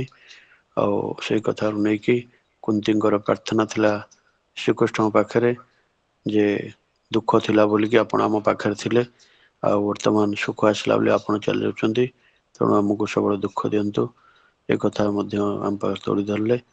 ଆଉ ସେଇ ନାରଦ ଯେ ନିଜକୁ ଶ୍ରେଷ୍ଠ ଭକ୍ତ ଭାବୁଥିଲେ, ଆଉ ଯେତେବେଳେ ପ୍ରଭୁ କହିଲେ ଯେ ସେଇ ଚାଷୀ ଯିଏ ମର୍ତ୍ତ୍ୟର ଚାଷୀ ଶ୍ରେଷ୍ଠ ଭକ୍ତ ବୋଲି, ନାରଦ ମନ ଯୋଉ କ୍ଷୋଭ ଥିଲା, ଠାକୁର ତାଙ୍କୁ ପରୀକ୍ଷା କରିବା ପାଇଁ ଯେ ପଠେଇଲେ, ଆଉ ଏ ତେଲ ଦେଇକିରି ଗିନାରେ, ଆଉ ସେ ତେଲ କେବେ ହେଲେ ଉଛୁଳି ପଡ଼ିବ ନାହିଁ, ତାକୁ ସତର୍କତାର ସହିତ ସେ ନେଇକି ବୁଲିକି ଆସିବେ। ଆଉ କିନ୍ତୁ ବୁଲିକି ଆସିଲେ ଯେ ସିଏ ଆଉ ତା ଭିତରେ ଯୋଉ ପ୍ରଭୁ ନାମଟା ଆଉ କରିପାରିନାହାନ୍ତି, କାରଣ ତାଙ୍କର ଆଟେନସନ ରହିଲା ଆଉ ସେଇ ତେଲ ଉପରେ। ସେ କଥାକୁ ନେଇକିରି ତେଣୁ ଚାଷୀ ସେ ତାର କର୍ମ ଭିତରେ ମଧ୍ୟ ପ୍ରଭୁକୁ ତାର ମନ ଭାବନା ଭିତରେ ନେଇକି ଚାଲୁଛି। ତେଣୁ ଏ କଥା ମଧ୍ୟ ସେ ନାରଦକୁ ବୁଝେଇ ଦେଇଥିଲେ। ଏବଂ ସତୀଶ ଦା ଯେ ସାପ କାମୁଡ଼ାରୁ ସେ ଯୁବକକୁ ଯାହାକୁ ରକ୍ଷା କରିଲେ ନାମ କରିକିରି, ଏବଂ ସେଇ ଯୁବକ ଜୀବନରେ ଯୋଉ ଘଟଣା ଦୁର୍ଘଟଣା ଥିଲା, ଠାକୁର କିଭଳି ତାଙ୍କୁ ଉଦ୍ଧାର କଲେ, ଯାହାକୁ ବାହା ହେବା ପାଇଁ ଚାହୁଁଥିଲେ ଆଉ ସିଏ ତ ବାହା ହେଇପାରିଲାନି, ସିଏ ଆଉ ଜଣକୁ ବାହା ହେଲେ, କିନ୍ତୁ ତାଙ୍କର ବୈଧବ୍ୟ ହେଲା, ହୁଏତ ଆଙ୍କୁ ବାହା ହେଇଥିଲେ ଇଏ ହୁଏତ ମୃତ୍ୟୁବରଣ କରିଥାନ୍ତେ। ଏ କଥା ଠାକୁର ତାଙ୍କୁ ଉଦ୍ଧାର କରିଥିଲେ, ସେ କଥା ମଧ୍ୟ ଆମ ପାଖରେ ତୋଳି ଧରିଲେ। ଆଉ ସେ ଯତୀନ୍ଦ୍ରନାଥ ଆଚାର୍ଯ୍ୟ ଚୌଧୁରୀ ଯିଏ ଯାହାଙ୍କୁ ଠାକୁର ଅଟକଉଥିଲେ ଯେ ଆପଣ ଟିକେ ରୁହନ୍ତୁ, କିନ୍ତୁ ସେ ମାନି ନଥିଲେ ଏବଂ ଦୁର୍ଘଟଣାର ସମ୍ମୁଖୀନ ହୋଇ ମୃତ୍ୟୁବରଣ କରିଥିଲେ। ଏବଂ ନିବାରଣ ଶାହ ଠାକୁରଙ୍କର ଯିଏ ଭକ୍ତ ଥିଲେ, ଯିଏ ଆକ୍ସିଡେଣ୍ଟରେ ଲୋକଙ୍କୁ ମାରିଥିଲେ, ଯାହାଙ୍କର ଯିଏ ତାଙ୍କର ଜୀବନ ତାଙ୍କର ପରିବାର ଏ ଯେ ଯୋଉ ଅସଜଡ଼ା ହେଇଥିଲା, ସବୁବେଳେ ମଦ୍ୟ ପାଣିରେ ସେ ଯିଏ ଡୁବି ରହୁଥିଲେ, ଆଉ ତାଙ୍କ ଜୀବନରେ କିଭଳି ପରିବର୍ତ୍ତନ ହେଇଥିଲା ଠାକୁରଙ୍କୁ ନେଇକିରି, ସେ କଥା ମଧ୍ୟ ଆମ ପାଖରେ ତୋଳି ଧରିଲେ। ଆଉ ଏ ଭିତରେ ପ୍ରେମ ପ୍ରୀତିର ଅଭାବରେ ବର୍ତ୍ତମାନରେ ଯାହା ସବୁ ଘଟୁଛି, ଶେଷରେ ସେ କଥା ମଧ୍ୟ ତା ତୋଳି ଧରିଲେ। ସାମ୍ପ୍ରତିକ ପରିସ୍ଥିତିରେ ଯାହା ଏଭଳି ଅନେକ ଗୁଡ଼ିଏ ତତ୍ତ୍ୱପୂର୍ଣ୍ଣ ଏବଂ ଠାକୁରଙ୍କ ଲୀଳା କଥା ସବୁ ଆମ ପାଖରେ ତୋଳି ଧରିଲେ। ଆମମାନେ ଆମର ସମ୍ମାନୀୟ ଶରତ ଭାଇଙ୍କର ସୁସ୍ଥ ସୁଦୀର୍ଘ ନିରାମ ଜୀବନ ପାଇଁ, ତାଙ୍କ ପରିବାର ସମସ୍ତଙ୍କର ସର୍ବଦା ମଙ୍ଗଳ ପାଇଁ ଠାକୁରଙ୍କ ଶ୍ରୀଚରଣ ପ୍ରାର୍ଥନା ଜଣାଇବା। ଏମିତି ପ୍ରଭୁଙ୍କ କଥା କହିକି ଆମ ମନ ପ୍ରେରଣ ପୁଷ୍ଟ କରିଥାନ୍ତେ, ଏଇ ଧାରା ତାଙ୍କର ଅବ୍ୟାହତ ଥାଉ, ଏହା ହିଁ ଠାକୁରଙ୍କ ଶ୍ରୀଚରଣ ପ୍ରାର୍ଥନା। ଜୟ ଗୁରୁ ଆଜ୍ଞା। ସମସ୍ତ ଆଉ ଆସନ୍ତା କାଲିର ସତ୍ସଙ୍ଗ ପ୍ରତିଦିନ ଭଳି ନିବେଦନ କରିଛନ୍ତି ଆମର ସଦୈବ ପ୍ରସନ୍ନ ବାବୁ, ଶ୍ରୀଯୁକ୍ତ ପ୍ରସନ୍ନ କୁମାର ବେହେରା IPS। ଆସନ୍ତା କାଲି ସତ୍ସଙ୍ଗ ଆମେ ଯୋଗଦାନ କରିବା। ବର୍ତ୍ତମାନ ଆମର ସମ୍ମାନୀୟ ଗୋପୀ ଭାଇ ଠାକୁରଙ୍କର ପବିତ୍ର ପାଞ୍ଜାରୀ କର୍ମୀ ଶ୍ରୀଯୁକ୍ତ ଗୋପୀନାଥ ବେହେରା ସମାପନୀ କୀର୍ତ୍ତନ କରି ଧ୍ୱନି ଦେଇ ସତ୍ସଙ୍ଗ ସମାପନ ହବ। बंदे पुरुषोत्तम बंदे पुरुषोत्तम। आज की आनंदे सत्संग उत्सव लागिछि, आज की आनंदे सत्संग उत्सव लागिछि। सुना शिर शोभा शोभा, सुना शिर शोभा शोभा, सुना शिर शोभा शोभा, सुना शिर शोभा शोभा। जाऊछि रे सत्संग उत्सव लागिछि, आज की आनंदे सत्संग उत्सव लागिछि। सुना शिर शोभा शोभा, सुना शिर शोभा सुना शिर शोभा शोभा। सत्संग उत्सव आज की आनंदे सत्संग उत्सव लागिछि। भूलिछन्ति दुःख क्लेश सबुरी अधरे हस, भूलिछन्ति दुःख क्लेश सबुरी अधरे हस, भूलिछन्ति दुःख क्लेश सबुरी अधरे हस, भूलिछन्ति दुःख क्लेश सबुरी अधरे हस।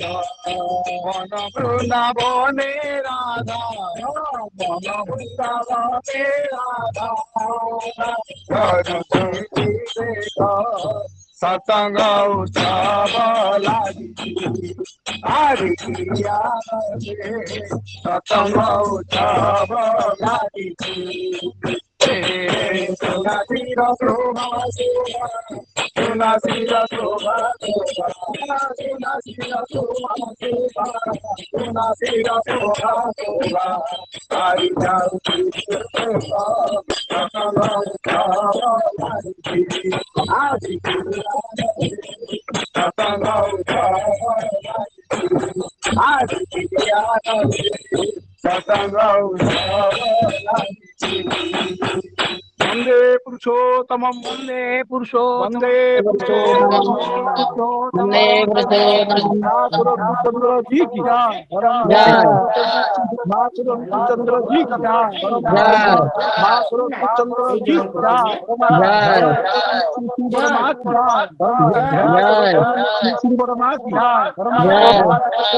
श्री बर्मा की श्री बरदास श्री बरदास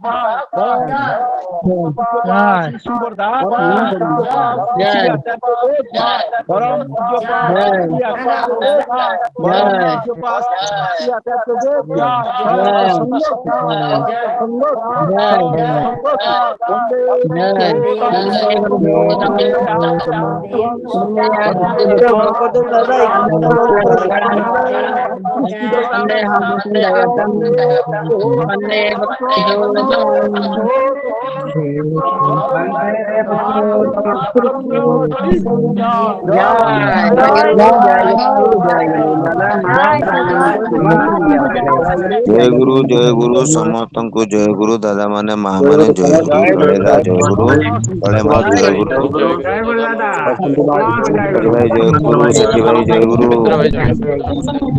समस्त दादा भाई श्रीपति भाई जय गुरु भाई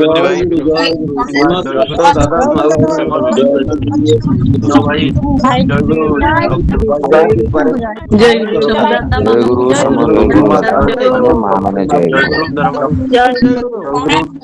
समस्त जय गुरु सबाई के हमारी जय गुरु जय गुरु पत्नी माँ जय गुरु हेमागिनी माँ जय गुरु समस्त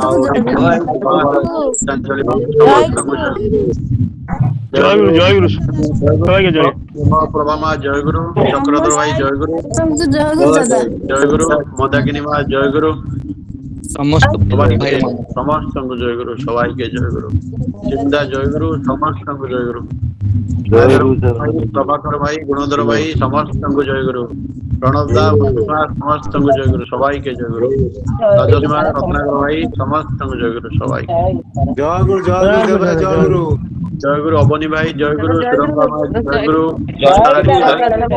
भाई समस्त जय गुरु सबाई के जय गुरु जय गुरु दादा समस्त जय गुरु दादा माने जय गीतांजलि जय गुरु टिकी माँ जय गुरु सुभाष भाई जय गुरु जय गुरु जय गुरु अस्तिमा जय गुरु समस्त जय गुरु फाइनल जय गुरु फाइनल करिवा फाइनल जय गुरु समस्त जय गुरु सबाई के जय गुरु देवेंद्र भाई जय गुरु शरद भाई जय गुरु समस्त जय गुरु जय गुरु जय गुरु